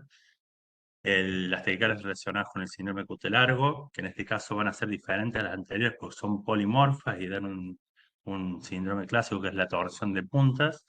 Y todas las arritmias que se producen en el contexto agudo de la isquemia y la reperfusión, que se relacionan con la cardiopatía isquémica, como las taquicardias de la cicatriz, pero que son distintas. ¿Por qué? Porque esto se da en el periodo agudo del proceso isquémico. En cuanto ya pasó el proceso y que dejó la cicatriz, las taquicardias van a cambiar el mecanismo y va a ser el mecanismo de reentrada. Eso también es importante por el tema del tratamiento futuro y por el pronóstico.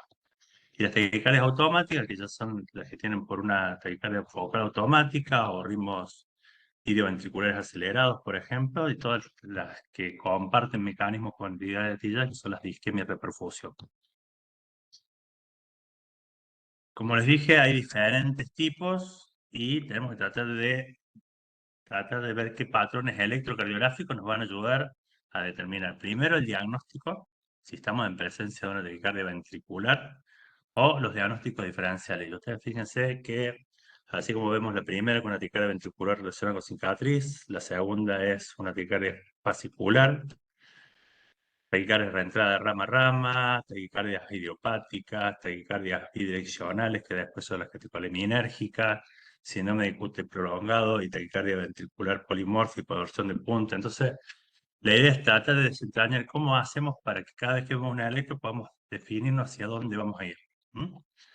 Entonces, la forma más fácil es definir primero, cuando estamos frente al electrocardiograma, qué vamos a definir como taquicardia. Entonces, ya lo dijimos al principio, la misma definición. Cualquier taquicardia es que tenemos frecuencias cardíacas mayores a 100 latidos por minuto, y recordemos, para que sea taquicardia, tiene que tener 3 o más latidos. Si se cumplen esos criterios, acá vamos a hacer el diagnóstico diferencial de las taquicardias de QRS estrecho, que es la clase que estuvo abordando el doctor Estrada, y las taquicardias de QRS ancho, que es la que vamos a tratar de definir ahora. Y así como les dijo al principio, tanto las de QRS estrecho como las de QRS ancho se dividen en regulares y irregulares. Este es el mapa que tienen que tener para empezar a desentrañar el electrocardiograma, porque es la forma más fácil de seguir una guía y tratar de ver, de llegar rápidamente al diagnóstico y no cometer tantos errores.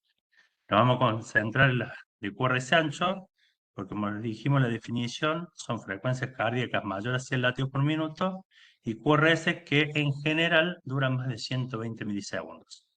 ¿Por qué en general? Porque hay algunas taquicardias como las fasciculares que no son tan anchas y entrarían dentro del complejo QRS estrecho porque tienen menos de 120 milisegundos, pero siguen siendo taquicardias ventriculares. Y dentro del QRS ancho, como dijimos, van a ser regulares o irregulares, y las regulares hay tres grandes grupos. Primero la taquicardia ventricular monomorfa, que va a ser la más frecuente.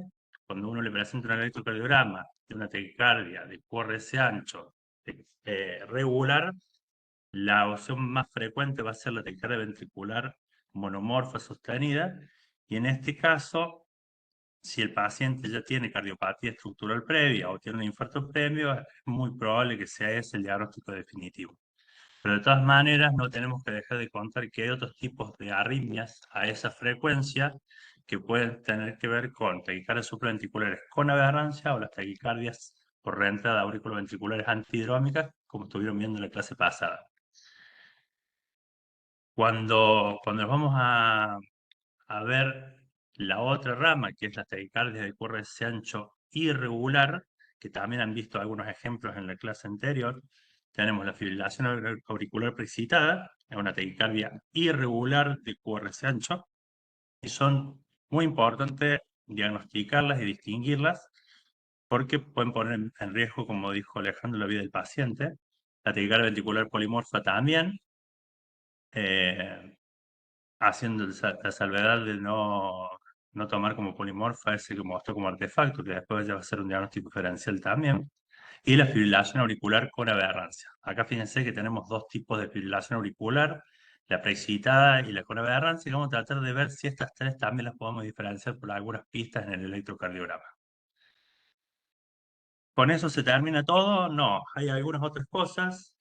Bien, como dijo Alejandro, las taquicardias supraventriculares, los pacientes que están tomando drogas antiarrítmicas pueden presentarse con QRS ancho, sobre todo los que están tomando antiarrítmicos de clase 1C, como mostró el caso de la flecainida. La taquicardia medida por marcapasos, que es una taquicardia que termina siendo de QRS ancho, pero con un latido estimulado por un dispositivo. Los trastornos hidroelectrolíticos, en general hipercalemia y algunos otros trastornos que cursan con taquicardias que producen que el QRS sea mayor a 120 milisegundos, y claramente, como mostró Alejandro en su ejemplo, los artefactos. Esto es un ejemplo de una taquicardia medida por marcapasos, en el cual van a ver en la primera parte del trazado una taquicardia con una frecuencia cardíaca mayor a 100 latidos por minuto de QRS ancho, porque tiene más de 120 milisegundos, pero que si ustedes se fijan en algunos de estos latidos, se ve la espiga por delante, y en este caso la primera parte del trazado es una taquicardia que está medida por marcapaso, que básicamente es un problema que tiene los marcapasos bicamerales cuando tienen alguna pérdida de captura auricular, que eso genera ausencia de la patada auricular, baja el circuito del intervalo B, estimula el ventrículo y produce retroconducción BA, y esa aurícula es la que vuelve a activar el circuito hasta que se corta la taquicardia, como se ve en los últimos 3 latidos. Ese es un ejemplo claro de una taquicardia de QRS ancho regular, y básicamente es uno de los diagnósticos diferenciales que tenemos que hacer con la taquicardia ventricular monomorfa. Pero básicamente lo que nos vamos a concentrar en este caso son estas tres, que son la taquicardia ventricular monomorfa, la taquicardia supraventricular con aberrancia y la antidrómica. Para las dos primeras tenemos ciertos algoritmos que son los que vamos a tratar de ver hoy, que nos dan algunas pistas para poder diferenciar las dos. Y esto es lo que vemos en una taquicardia ventricular monomorfa, es decir, una taquicardia de QRS ancho, regular, y que tiene, vamos a ver diferentes criterios para poder ver, primero, cómo diferenciarla de una supraventricular con aberrancia, y después tenemos que saber que el electrocardiograma no solamente nos da esa información, sino que también nos puede dar información de el tipo de arritmia que tiene, del riesgo que tiene, de la localización que tiene y de alguna etiología posible. Hoy no le vamos a pedir todo eso, pero vamos a tratar de ver por lo menos cómo diferencias con este gran grupo que son las taquicardias con aberrancia. Cualquiera de las taquicardias que vieron antes de QRS angosto pueden producir taquicardias de QRS ancho, tanto la reentrada nodal AB como la reentrada auriculoventricular como la taquicardia auricular, si existe un bloqueo de rama preexistente o si hay un bloqueo de rama dependiente de la frecuencia. ¿Qué significa esto? Si el paciente ya tiene un bloqueo de rama derecha o un bloqueo de rama izquierda en su electro sinusal previo, cuando haga la taquicardia va a seguir teniendo la misma morfología del bloqueo que tenía. Pues la taquicardia supraventricular se origina por encima del haz de His y cuando baja por el sistema de conducción normal. Entonces, si el paciente ya tenía en su electro previo un bloqueo de rama persistente, la taquicardia que va a ser de QRS ancho porque lo trae desde el inicio. Hay otro grupo de pacientes que tienen ritmo sinusal normal con QRS angosto, pero cuando hace la taquicardia, por una cuestión de frecuencia, se produce un bloqueo funcional de una de las ramas, habitualmente la derecha, y esto también se manifiesta como una taquicardia de QRS ancho, pero que no es ventricular, porque el origen está por encima, sino que es porque se produce un bloqueo de rama dependiente de la frecuencia. La última taquicardia auricular, por la entrada auriculoventricular antidrómica, que son las que están relacionadas con el síndrome de Wolff-Parkinson-White. Si ustedes se fijan en la figura A, es un paciente que tiene una vía accesoria, en este caso izquierda, y van a ver que las características en ritmo sinusal de cualquier síndrome de precipitación. Un PQ corto, con un QRS ancho, hay trastorno de la repoblación ventricular y hay una pequeña onda delta que tiene que ver con la activación a través del eje accesorio. En este caso, cuando el paciente hace una taquicardia, la forma más frecuente es que baje por el sistema de conducción normal y que vuelva por la vía accesoria. Y esto nos da lugar a la taquicardia más frecuente, que es la auriculoventricular ortodrómica, que se manifiesta como QRS angosto, que la vieron en la clase anterior.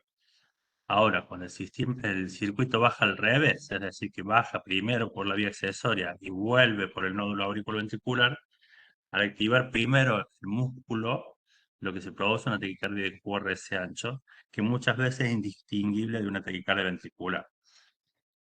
Entonces, estos van a ser nuestros 3 diagnósticos diferenciales. Cuando nosotros llegamos a la consulta, lo que nos muestran es este patrón de electrocardiograma y vamos a tratar de diferenciar cuál de las 2 o 3 opciones pueden ser.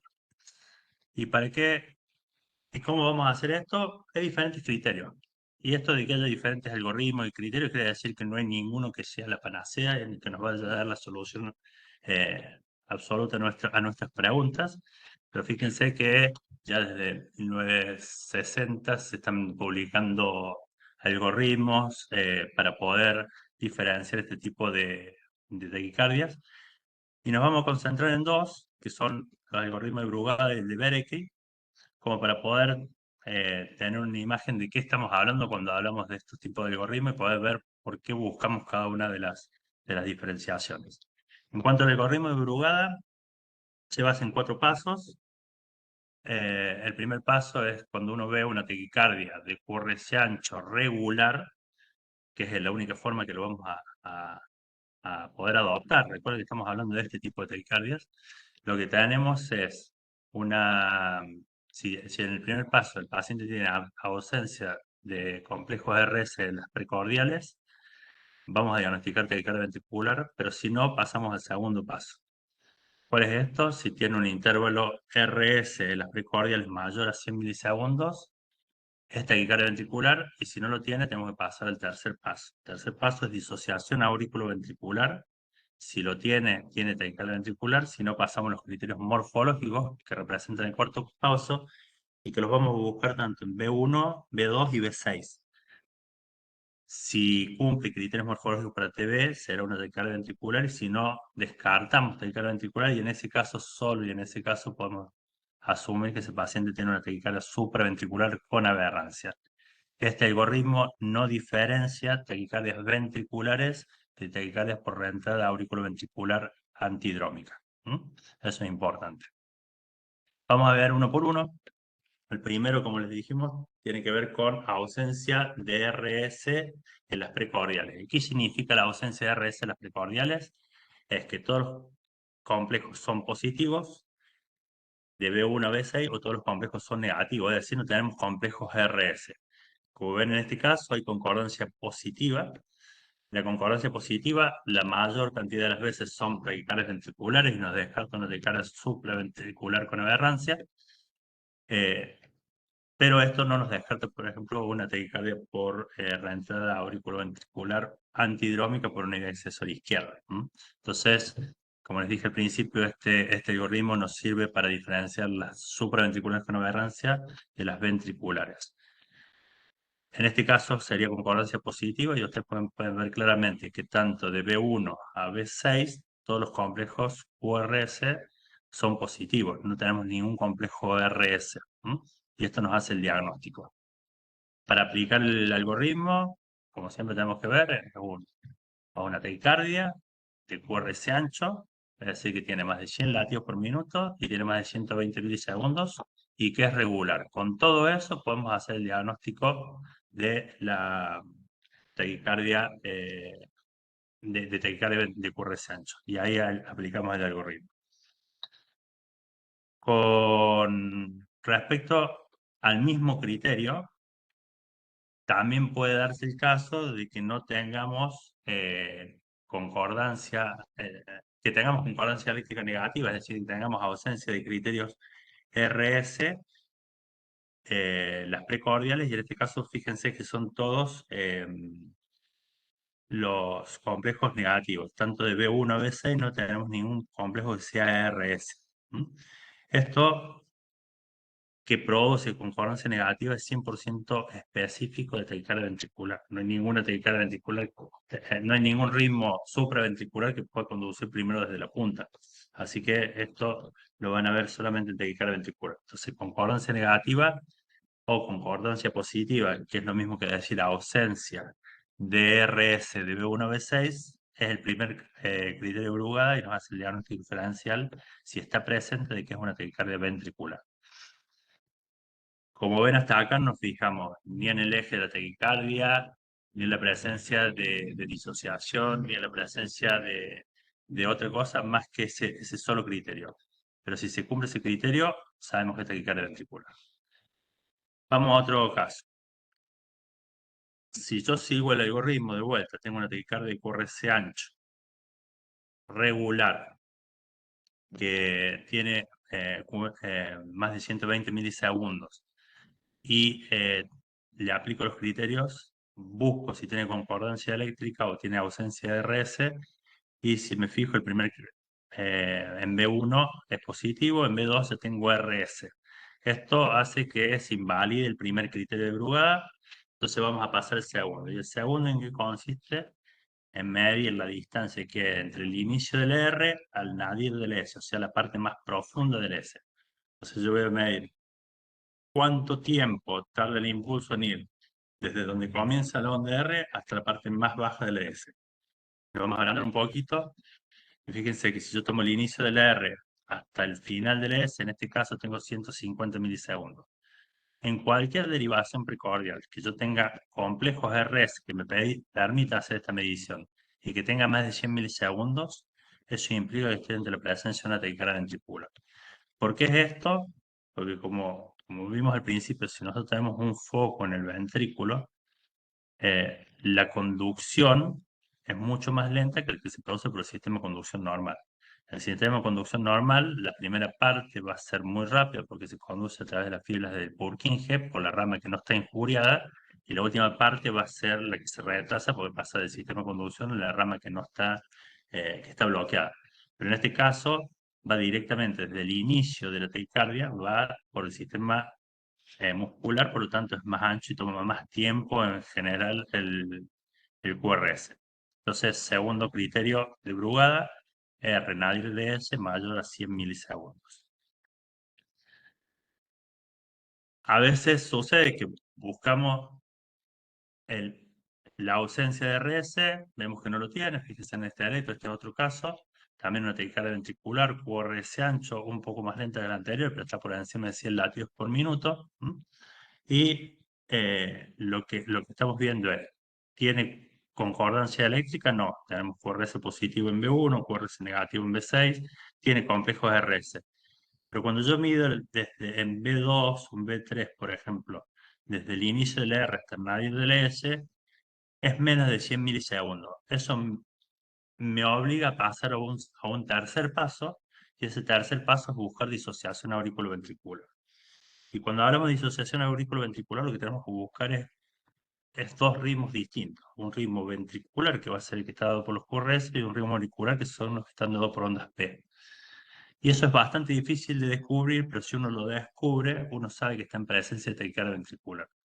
Y una de las claves para eso es seguir a algunos de los trazados, por ejemplo acá en B1, y empezar a ver si tengo muescas o alguna cosa distinta en la línea de base. Fíjense que ahí la flecha nos ayuda en B1, que nos marca un onda P, que está disociada de la actividad ventricular, o lo pueden ver también en D3, que también está marcado que hay ondas por detrás del QRS que no aparecen en todos los complejos. Entonces, eso es un ejemplo claro de disociación auriculoventricular. Hay un ritmo ventricular por un lado y el ritmo auricular va por su lado. En el mismo trazado hay otro criterio que tiene que ver con la disociación AB, que es la presencia de latidos de fusión.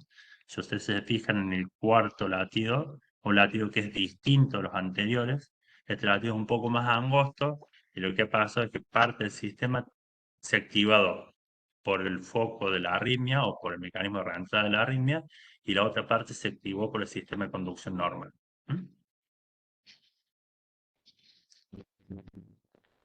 Este otro ejemplo para ver el tema de la disociación AB más claro. Acá fíjense que tenemos una onda P que se ve por detrás de cada QRS, pero hay uno en el que falta, ¿está?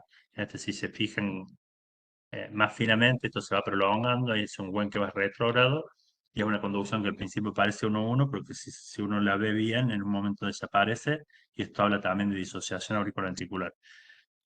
La frecuencia ventricular sigue su ritmo, la frecuencia auricular, que al principio seguía al ventrículo, no se mantiene en el tiempo. Aparte de esto es otro, fíjense que acá también tenemos otro ejemplo de una taquicardia de QRS ancho, que es regular, que es distinta al anterior. El anterior, si ustedes se fijan, tiene imagen de bloqueo de rama derecha en B1, esta tiene imagen de bloqueo de rama izquierda, pero que aparece cuando uno le pone los criterios de B1 a B6 no hay concordancia, B1 es negativo, B6 es positivo. Si uno mira el DR al nadir del S tampoco tiene más de 100 milisegundos, pasamos al tercer criterio y tratamos de buscar disociación auriculoventricular. Y si ustedes se fijan en la parte inferior, en el primer complejo, ven ahí una onda P, no sé si ustedes ven mi mouse, pero en el segundo, tercer, cuarto, en el sexto complejo también hay otra onda P, en el noveno hay otra onda P. Eso es claramente manifestación de disociación auriculoventricular. Para que se entienda mejor, esto es un esquema en el cual vemos un ritmo de QRS ancho. En este caso es más fácil de ver cuando las taquicardias son más lentas. Esto por definición no es una taquicardia ventricular porque está a menos de 100 latidos por minuto, pero es para poder ilustrar el concepto. Esto es un ritmo idioventricular acelerado. Los tres primeros latidos ustedes van a ver que están, son de QRS ancho, son ventriculares, y el cuarto latido es un latido que sale sinusal y que es una fusión entre los latidos iniciales junto con el quinto latido, que el quinto latido es un ritmo sinusal normal. Entonces fíjense que el que está marcado en verde es una captura, es el latido sinusal normal, que la frecuencia de la taquicardia le permitió entrar, y los que están marcados en rojo son los que se llaman de fusión, es decir, parte del complejo tiene que ver con el latido de la taquicardia ventricular y parte pues, está activado desde el ritmo sinusal por el sistema de conducción normal. Si ese criterio no lo podemos encontrar o no está presente, tenemos que pasar al cuarto paso, que es el criterio morfológico. Esto es importante que los pasos son siempre así, no tenemos que empezar por esto último. Si yo veo un criterio morfológico que me parece taquicardia ventricular, voy a hacer el diagnóstico si no hice los primeros. Siempre el primer criterio es ausencia de RS en las precordiales, segundo criterio R nadir DS mayor a 100 milisegundos, tercer criterio disociación auriculoventricular o sus equivalentes como son la presencia de latidos de captura de fusión, y los cuartos criterios son, sí, aquí los criterios morfológicos. Y la forma más fácil de entenderlo es la siguiente. Cuando yo tengo una taquicardia supraventricular, que ya sea que conduzca con aberrancia o que tenga un bloqueo de rama preexistente, la morfología del bloqueo completo de rama derecha o del bloqueo de rama izquierda va a ser típica. ¿Ah? Ya vamos a ver cómo era ahí el bloqueo en una clase que ya les había dado a la doctora Fernanda Figueroa, que si no le vieron, está muy bueno que lo repasen porque esto les va a ayudar un montón a hacer el diagnóstico diferencial entre los dos tipos de taquicardia. ¿Qué pasa? Cuando yo tengo un bloqueo de rama preexistente, la morfología de la taquicardia va a ser igual a la del bloqueo de rama preexistente. En cambio, la taquicardia ventricular depende de dónde esté el origen, la morfología siempre va a ser atípica. Si yo tengo una taquicardia que se origina en el ventrículo izquierdo, va a tener imagen de bloqueo de rama derecha, y si tengo una taquicardia que se origina en el ventrículo derecho, va a tener imagen de rama izquierda. ¿Tá? Pero esa rama izquierda o rama derecha no son morfologías típicas. ¿Y a qué le llamamos morfologías típicas? Fíjense, en el bloqueo de rama derecha, cuando yo tengo una taquicardia supraventricular con aberrancia, lo primero que me fijo es en B1 o B2. En realidad el B1 y el B2 es el que me dice a mí si tiene morfología tipo rama derecha o tipo rama izquierda. Si tiene un complejo que es predominantemente positivo, va a ser tipo morfología de rama derecha, y si es predominantemente negativo, tipo morfología de rama izquierda. En el bloqueo de rama derecha típico tenemos el patrón RSR' en B1, una R' que es mayor y un poquito más ancha que la R inicial. Recuerden que en la parte del sistema de conducción la activación al principio es rápida, disculpen, pero en la parte final, que es cuando pasa hacia el otro lado del septum, al activarse por el músculo es donde se produce el retraso y por eso se hace ancho el QRS. Y en B6, en el bloqueo de rama derecha típico, tenemos el patrón QRS con una S que es más profunda, por lo tanto la relación RS es mayor a 1. Esta es profunda, pero es ancha, pero en general la R es más alta que la profundidad de la S, por eso la relación es más de 1. Dimas, ¿Qué perdón, pasa si yo tengo... consultan, no sé Sí. si lo vieron, ¿se podría decir un ejemplo en el anterior, de haber sido varias diapositivas antes, que hay una AP antes del QRS? José, no sé si José nos quiere decir, no sé cuál de los... ¿En cuál? Termino con el concepto y ya impresa. Que me digan qué día, o más o menos. Si yo tengo una, Ahí dice. como les decía al principio, en B1, si yo tengo un complejo predominantemente positivo, ¿ah? Pero que es distinto al patrón que tengo ahí en azulito en el rama derecha típico, lo más probable es que sea una taquicardia ventricular. Fíjense que yo puedo tener una R monofásica, puedo tener el patrón QR, puedo tener una R mayor que la S, una R'. Ahí están diciendo Bien, dónde ahí ya, explicaba el tiempo de flexión intrínsecoide. dale, ahí ya vuelvo y creo que lo voy a tocar de vuelta en los próximos ejemplos. Gracias Okay. por la pregunta. Entonces fíjense que acá, si el patrón de rama derecha no es típico, yo tengo que pensar en taquicardia ventricular. Y así mismo me fijo en B1, me fijo en B6. En B6 yo le dije que tiene que tener QRS con una S profunda y empastada. Pero si yo tengo en la parte final una RS con una S mayor a la R o patrones QS, eso me indica que el origen está en el ventrículo. ¿Tá? No necesariamente el ventrículo izquierdo QCI, está en el origen es ventricular. Ahora, si yo tengo patrón de bloqueo de rama izquierda, tengo que conocer el patrón típico de bloqueo de rama izquierda, como lo vieron en la clase anterior. ¿Cómo es el patrón típico de bloqueo de rama izquierda? Primero, el QRS tiene que ser ancho. Estamos hablando de todos QRS anchos, son mayores a 12 milisegundos, a 120 milisegundos. ¿Tá? Pero ¿qué pasa? En el bloqueo de rama izquierda, la primera parte de la conducción está conservada y la parte final es la que está demorada. Entonces, fíjense que tenemos que tener una R inicial que sea pequeña en B1, una RS que se inscriba rápidamente y la parte final es la que es más lenta. Y en B6 es súper importante que no tenga onda Q. Vamos a ver complejos monofásicos o complejos que tienen RR pero que no tienen onda Q. Eso es súper importante porque de haber presencia de onda Q en B5 o B6, eso es indicativo de que es un origen ventricular. Y fíjense acá cuáles son las cosas más importantes para ver en el ramo izquierdo, que no tiene que ver con un bloqueo funcional, un bloqueo ramo resistente. Primero, que la onda R van a ver que es más ancha, habitualmente más de 40 milisegundos, es decir, más de un cuadrito chico.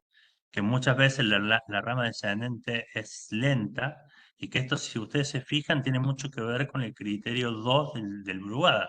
¿Tá? ¿Por qué? Porque tarda mucho tiempo en conducir desde una punta del ventrículo hasta la otra punta del ventrículo. Va todo por el sistema, por el sistema muscular. No como acá que hay una parte que pasa por el sistema de conducción. Entonces la parte descendente es lenta. Esto se le llama, como preguntaban antes, es el tiempo de flexión intrinsecoide. El nadir del S es el tiempo de flexión intrinsecoide. Entonces, si yo tengo mucho tiempo entre la parte del inicio hasta el nadir del S, eso habla de que estoy tardando mucho en llegar de una punta a la otra y eso es porque voy por el tejido muscular enfermo. ¿Tá? Muchas veces NOTS en la parte descendente, y eso también es diagnóstico. Y en B6 es importante esto. Si yo encuentro una Q en B6 en presencia de bloqueo de rama izquierda en B1, eso no es propio de un bloqueo de rama izquierda y eso es origen ventricular 100%. ¿Tá? Siempre es así, no, siempre hay excepciones en este mundo. ¿Tá? Entonces, fíjense esto, que era uno de los ejemplos que les mostraba en las diapositivas cuando dijimos que vamos a tratar de dilucidar. A ver qué les parece, y acá sí quiero que me ayuden ustedes en el chat, que empecemos a aplicar los criterios y que me digan qué les parece. Yo digo dos opciones. Es una taquicardia ventricular, es una taquicardia supraventricular con aberrancia de la rama derecha, o es una taquicardia auriculoventricular antidrómica. No estoy viendo el chat, Santi, así que te pido ayuda. Sí, sí, todavía no están Ahí vamos a ver si poniendo. responden. Opción B, dice Antonio. Tiene disociación AB, también Antonio José Joaquín. Ahí el signo de la flecha siempre nos ayuda un poquito. ¿Mm?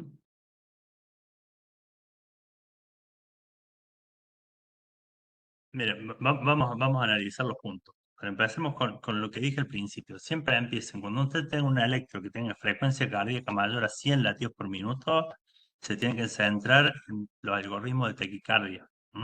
Ahí de vuelta veo la B. ¿Cuáles son los algoritmos de taquicardia? Es de QRS angosto o QRS ancho, eso es lo primero. Y en este caso es QRS ancho. No tan ancho como los que vimos antes, ¿tá? Y eso nos tiene que dar alguna pista, porque tiene 0,11, 0,12 milisegundos, ¿tá? Pero es ancho y es regular. Entonces acá sí podemos aplicar los algoritmos. ¿Tiene ausencia de RS en las precordiales? No, porque tenemos R predominante en B1, S predominante en B6, eso se descarta el primer criterio de Brugada. Segundo criterio, R nadir de S mayor a 100, tampoco. Lo podrían medir en B2, en B3 o en B4, pero no les va a dar. Fíjense que la inscripción es bastante rápida, eso es como que bajar por el sistema de conducción normal. Y los criterios morfológicos, tiene un criterio morfológico para bloqueo de rama derecha bastante típico en B1, una R inicial media pequeñita, pero con una R' bien alta, ¿tá? RSR', pero en B6 ya nos empieza a hacer la duda, porque fíjense que en B6 la relación RS es menor a 1, y habitualmente yo tengo que tener QRS con una relación RS mayor a 1 en B6. La presencia de disociación auriculoventricular ya nos hizo el diagnóstico, pero esto es para mostrarles que no todas las taquicardias que tienen imagen de bloqueo de la rama derecha bastante típico son ventriculares. Esto es una taquicardia ventricular fascicular. Es importante reconocerla porque esta taquicardia ventricular se puede tratar con antagonistas cálcicos y revierte y son susceptibles de ablación. Entonces el tratamiento, a diferencia de las otras, que después a futuro tendremos que ver si el paciente va a ser candidato a desfibrilador o no, o si lo vamos a tratar, estos pacientes se curan con ablación por radiofrecuencia. Puede darse otra situación como esta. Acá, ¿qué les parece?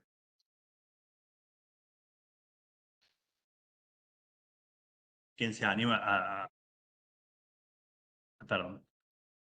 Fíjense que esta taquicardia es básicamente lo opuesto a lo anterior. Esta no tiene imagen de bloqueo de rama derecha, sino tiene imagen de bloqueo de rama izquierda. ¿Está? Ahí sí que tiene el primer criterio. ¿Y el primer criterio cuál era? Ahí ponen que ya tiene el Ausencia de primer RS criterio. o concordancia. Ujú. Perfecto. ¿Estamos? Ahora, si yo me pongo más fino, tiene RS en B2. ¿Está? Fíjense que tiene una R inicial chiquitita, pero lo podemos tomar. Se lo voy a comprar. ¿Está? Pero si ustedes se fijan, tiene RS en B2, pero sí la R, el nadir del S es mayor a eso. ¿Mm? Esto en realidad se los muestro porque tiene imagen de rama izquierda. Y esta guerra ventricular también tiene posibilidad de ablación como tenía el anterior, pero estos se ven corazones muy enfermos, a diferencia del anterior que se ven corazones sanos. Entonces el corazón es muy enfermo, dilatado y que el mecanismo está mediado por una reentrada entre las dos ramas. Segundo algoritmo que vamos a ver rápidamente es el de Berekei. El de Berekei es más simple y se basa todo en que el eje eléctrico está desviado hacia el cuadrante indeterminado. Por eso, si ustedes se fijan, si yo tengo la presencia de una R inicial en ABR, que eso habitualmente no sucede, recuerden que ABR es la derivación que siempre mide el endocardio y todas las fuerzas son negativas en esa derivación. Si yo tengo un complejo permanentemente positivo, me tiene que hacer pensar en taquicardia ventricular. Si la presencia de cualquier Q o R mayor a 40 milisegundos en la parte inicial del QRS en ABR es una R o una Q ancha, también nos hace pensar en taquicardia ventricular. La presencia de un notch en la parte, en la rama descendente del complejo, también hace pensar en taquicardia ventricular. Y el cuarto paso es la diferencial de tiempo entre la parte inicial del QRS y la parte final, que es menor a 1. ¿Eso qué significa? Básicamente, si yo tengo en el 1 un complejo predominantemente negativo desde el inicio, en el segundo me fijo en los primeros 40 milisegundos del complejo, y si está más de 40 milisegundos, la onda Q o la onda R habla de taquicardia ventricular. Cuando tengo un notch o una alteración en la rama descendente del QRS en ABR, por más que sea negativo, eso nos habla de taquicardia ventricular. Y la diferencial de tiempo es el tiempo que tarda en recorrer el estímulo desde una punta hasta la otra. Y si ustedes se fijan, es mucho más rápida la pendiente en la parte final que en la parte inicial. Eso básicamente, si ustedes se fijan en esto, todo tiene que ver con lo mismo. La parte inicial del complejo es la que nos marca la presencia de taquicardia ventricular, porque va más lento. Siempre la inscripción de la parte inicial es más lenta. Por eso el segundo criterio de Brugada, por eso los criterios morfológicos en rama izquierda, porque la conducción no va por el sistema de conducción normal, sino que va a través del músculo. Eso es lo que indica el último criterio de Berecki. Terminamos el taquicardia de QRS anchos regulares, pero recuerde que los algoritmos nos sirven solamente para diferenciar taquicardias ventriculares de taquicardias supraventriculares con aberrancia. No podemos hacer un diagnóstico certero de taquicardias por reentradas auriculoventriculares antidrómicas con TB monomorfa. Vamos a las TB polimorfas, o taquicardias ventriculares, taquicardias QRS ancho y regulares. Dentro de las cuales tenemos la fibrilación auricular precipitada, ahí sí la taquicardia ventricular polimorfa y la fibrilación auricular con aberrancia. Vamos a tratar de ver esto porque es importante que lo tengamos claro. Recuerden que son taquicardias, más de 100 latidos por minuto, QRS ancho, más de 120 milisegundos, pero que los RR son irregulares. Este electro ya lo presentaron en alguna otra diapositiva. ¿Qué les parece? Esto es una taquicardia irregular de QRS ancho y tenemos las tres alternativas anteriores hacia cuál se inclinaría. Taquicardia, fibrilación auricular preexcitada, taquicardia ventricular polimorfa o fibrilación auricular con aberrancia.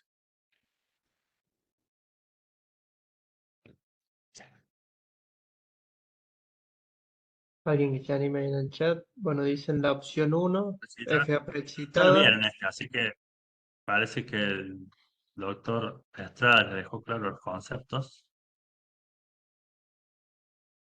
Opción Fíjense, 1, Celeste. Opción 1, bien, Cristian. perfecto. Ariel. Coincidimos con una fibrilación auricular preexcitada y vamos a ver el por qué y vamos a ver si lo podemos diferenciar después de la fibrilación auricular con aberrancia, que son las dos cosas iniciales que me parece que es importante diferenciar. Primero, una taquicardia que corre ese ancho, que es irregular, pero una de las cosas que nos llama la atención, primero que el eje eléctrico no cambia, que eso nos hace el diagnóstico diferencial con las polimorfas. Segundo, que los RR muchas veces son muy cortitos. En general, el sistema de conducción no tiene capacidad de conducir tan rápido. Y por eso son peligrosas estas fibrilaciones auriculares, porque conducen sin freno del nódulo auriculoventricular. Fíjense que el RR en los primeros latidos llega a ser de un cuadrado grande, que son 300 latidos por minuto. O sea que son taquicardias que son realmente rápidas y que pueden poner en riesgo al paciente. Entonces, eso es lo más importante a tener en cuenta, que son irregulares, de QRS ancho y que tienen RR que muchas veces son muy cortos, ¿tá? Y eso es lo que les da el riesgo a estas arritmias. Entonces vamos a tratar de explicar un poquito acá. En el corazón normal, nosotros tenemos el nódulo auriculoventricular que funciona como un freno a todas las taquiarritmias auriculares. ¿Y por qué es eso? Porque tenemos un retardo en el nódulo B fisiológico que permite la contracción de la aurícula, que se vacíe bien, se llena el ventrículo, recién se contrae el ventrículo. Y una de las características que tiene el nódulo B es que tiene conducción decremental, quiere decir que mientras más rápido vayamos arriba, más lento va a conducir. En cambio, la vía accesoria, la conducción es todo o nada. Si el periodo refractario interior de la vía, que es la capacidad de conducción hacia abajo de la vía, es muy rápido, es lo que le genera el riesgo de esta arritmia. ¿Por qué? Porque no va a tener más el retardo que se produce en el nódulo auriculoventricular. Entonces, toda la frecuencia rápida que se produce arriba se va a trasladar al ventrículo y el ventrículo no está diseñado para tolerar frecuencias tan rápidas como las que se pueden producir en la aurícula. Y eso es lo que le da el riesgo a la arritmia. Entonces, las frecuencias auriculares rápidas, en el caso de una vía accesoria que tenga un periodo refractario anterior corto que permite conducciones rápidas desde la aurícula al ventrículo, puede hacer que la misma frecuencia se transmita al ventrículo y eso generar fibrilación ventricular. Y eso es lo que le da el riesgo al igual Parkinson Way, que es bajo, pero que existe el riesgo de muerte súbita por arritmias auriculares que se transmiten rápidamente al ventrículo sin el freno del nódulo auriculoventricular. Fíjense en esta, que me van a decir qué les parece si es fibrilación auricular preexcitada, taquicardia ventricular polimorfa o una fibrilación auricular con una aberrancia. Anímense. Que ya queda muy poquito. FA con aberrancia, dice José. Patricia, FA con aberrancia. Bueno, acá hay una característica que tiene que ver con lo que estuvimos hablando antes. En general, la fibrilación auricular con aberrancia, primero, tiene imagen de bloqueo de rama izquierda típico. Estamos hablando de que cuando uno analiza el QRS de por sí, tiene imagen de bloqueo de rama izquierda típico, salvo el B6i, que me parece que está puesto en otro lado, pero parece, yo no esperaría una Q en esa derivación, pero hay que ver en qué posición están puestos los electrodos. Pero lo que sí veo, primero, que los RR no son tan rápidos, y eso me deja un poco más tranquilo. Y tampoco hay cambio del eje eléctrico, que eso también es importante para hacer el diagnóstico diferencial con las polimorfas. Entonces, fíjense que es una fibrilación auricular que no asusta tanto como la primera, como la precitada. Los RR en general, fíjense que hay mucha distancia entre uno y otro, siempre hay más de un cuadrado grande de distancia. Y esto es lo que vemos habitualmente en las fibrilaciones auriculares, que por más que sean de alta respuesta, no son tan rápidas como son las precitadas. ¿Es importante diferenciar los dos? Sí, sí es importante diferenciar los dos. ¿Por qué es importante diferenciar los dos? Primero, ¿cómo voy a hacer la diferenciación? Una, por la variación de la morfología de los complejos. En la precitada hay cierta variabilidad de los complejos porque depende de cuánto esté precitando y cuánto alterne por el ritmo por el sistema de conducción normal. Siempre hay una competencia entre las dos vías. En cambio, en la aberrancia siempre está bloqueada la misma rama, o sea, siempre baja por el mismo lado y la variabilidad en el QRS es cero. Entonces, eso es una de las cosas que nos ayuda. La otra, como dijimos antes, que en general, si la fibrilación auricular precitada va hacia abajo la vía accesoria, los RR pueden ser más cortos. ¿Tá? En cambio, en la que tiene aberrancia, los RR van a ser más largos. ¿Qué puede suceder en la preexcitada? Que en realidad la vía no tenga capacidad de conducción tan rápida, entonces la fibrilación auricular no va a ser tan rápida, pero lo otro que nos va a hacer ver eso es que los QRS a veces van a ser anchos y a veces van a ser angostos, porque cuando está bloqueada la vía accesoria hacia abajo, el QRS se va a hacer más angosto porque va a conducir por el sistema de conducción normal. ¿Tá? Entonces ahí también nos ayuda el tema de la variabilidad de la morfología de los complejos. Y por último, no hay cambios en el eje eléctrico, y eso ¿por qué lo pongo? Porque en el eje eléctrico sí cambian las taquicardias ventriculares. Entonces, cuando yo no tengo cambio en el eje eléctrico, mi diagnóstico se va a basar en estas dos fibrilaciones auriculares, si es con aberrancia precipitada, y sí o sí lo tengo que saber. ¿Por qué? Porque la primera tengo riesgo de muerte súbita, de parada cardíaca inminente, y en la segunda tengo que evaluar qué voy a hacer con el paciente por el riesgo de accidente cerebrovascular. Y esto se implica el tratamiento de una fibrilación auricular que vemos todos los días que no tenga aberrancia. O sea, yo acá estoy considerando tiempos de aparición de la arritmia para saber cuándo lo voy a chocar. ¿Tá? En cambio, en este caso, en el de la fibrilación auricular preexcitada, yo voy a tener que actuar rápidamente independientemente del tiempo, que habitualmente no son pacientes que vienen de hace mucho tiempo con esa arritmia. Esa arritmia les produce rápidamente síntomas y a veces descompensación y hay que tratar rápido. Esto a veces el paciente cae con la fibrilación auricular con un bloqueo de rama preexistente y viene muchos días con esto y tenemos que saberlo porque si nosotros queremos revertir esa arritmia corremos el riesgo de provocar un accidente cerebrovascular. Entonces, súper importante hacer el diagnóstico diferencial entre las dos. Acá se las pongo al lado para que vean que tienen esas diferencias que estuvimos hablando. No son 100% seguras, no quiere decir que la más lenta sea siempre con aberrancia ni que la más rápida sea precipitada, pero son criterios que nos ayudan a tomar decisiones.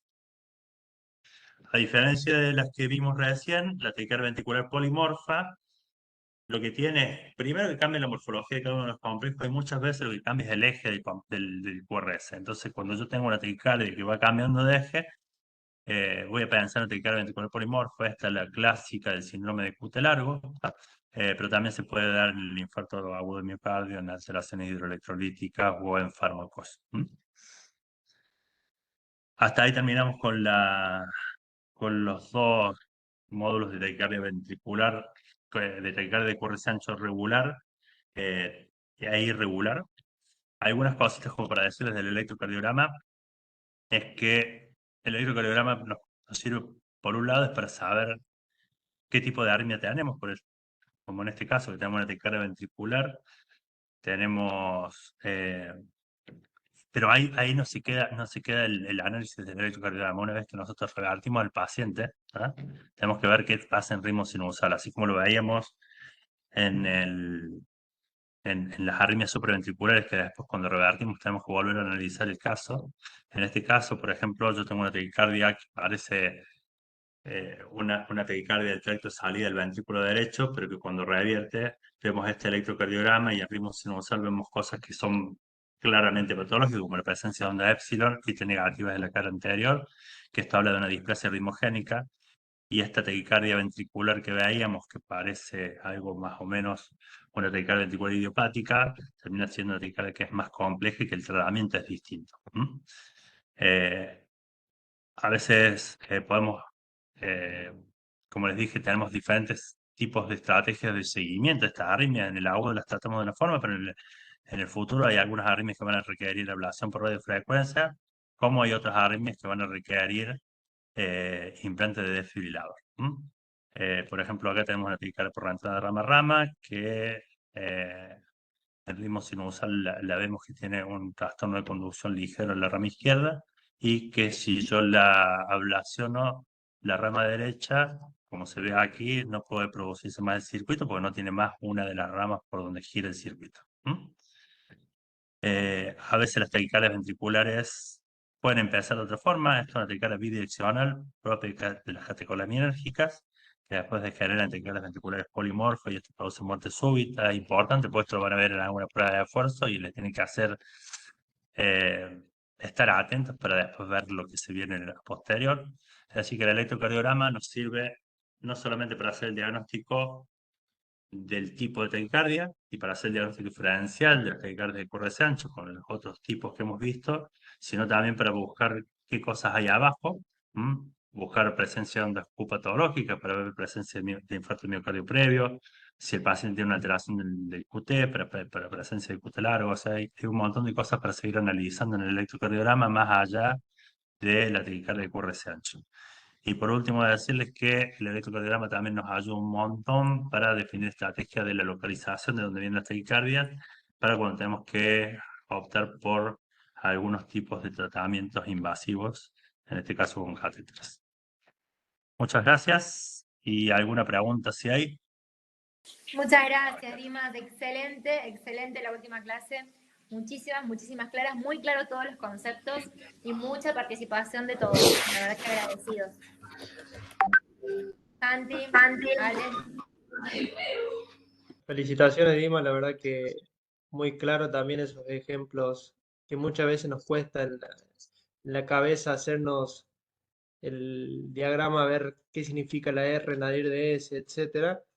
Lo pusiste ahí muy claro y con los ejemplos de electrocardiograma quedó excelente.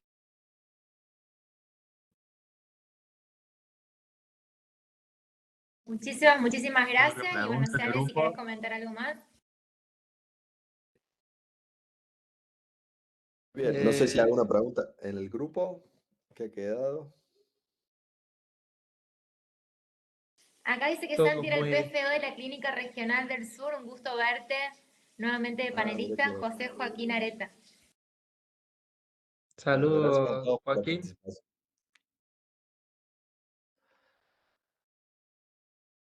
Un placer, muy lindo recuerdo de la Clínica Regional del Sur. Muy lindo. Bueno, muy bien. Bueno, nos veremos para el de marcapasos, entonces, si no hay preguntas. Ya el miércoles que viene iniciamos. Perfecto. Ahí estaremos. Muchas gracias a todos por la participación. Saludos. Gracias, Dimas. Gracias, Belén. Gracias, Gracias a Santi. todos por estar presentes. Gracias, Dimas, Ale, Gracias a Santiago y todos a todos por la por participación del acompañarnos público. nuevamente. Perfecto, muchas gracias. Gracias a todos.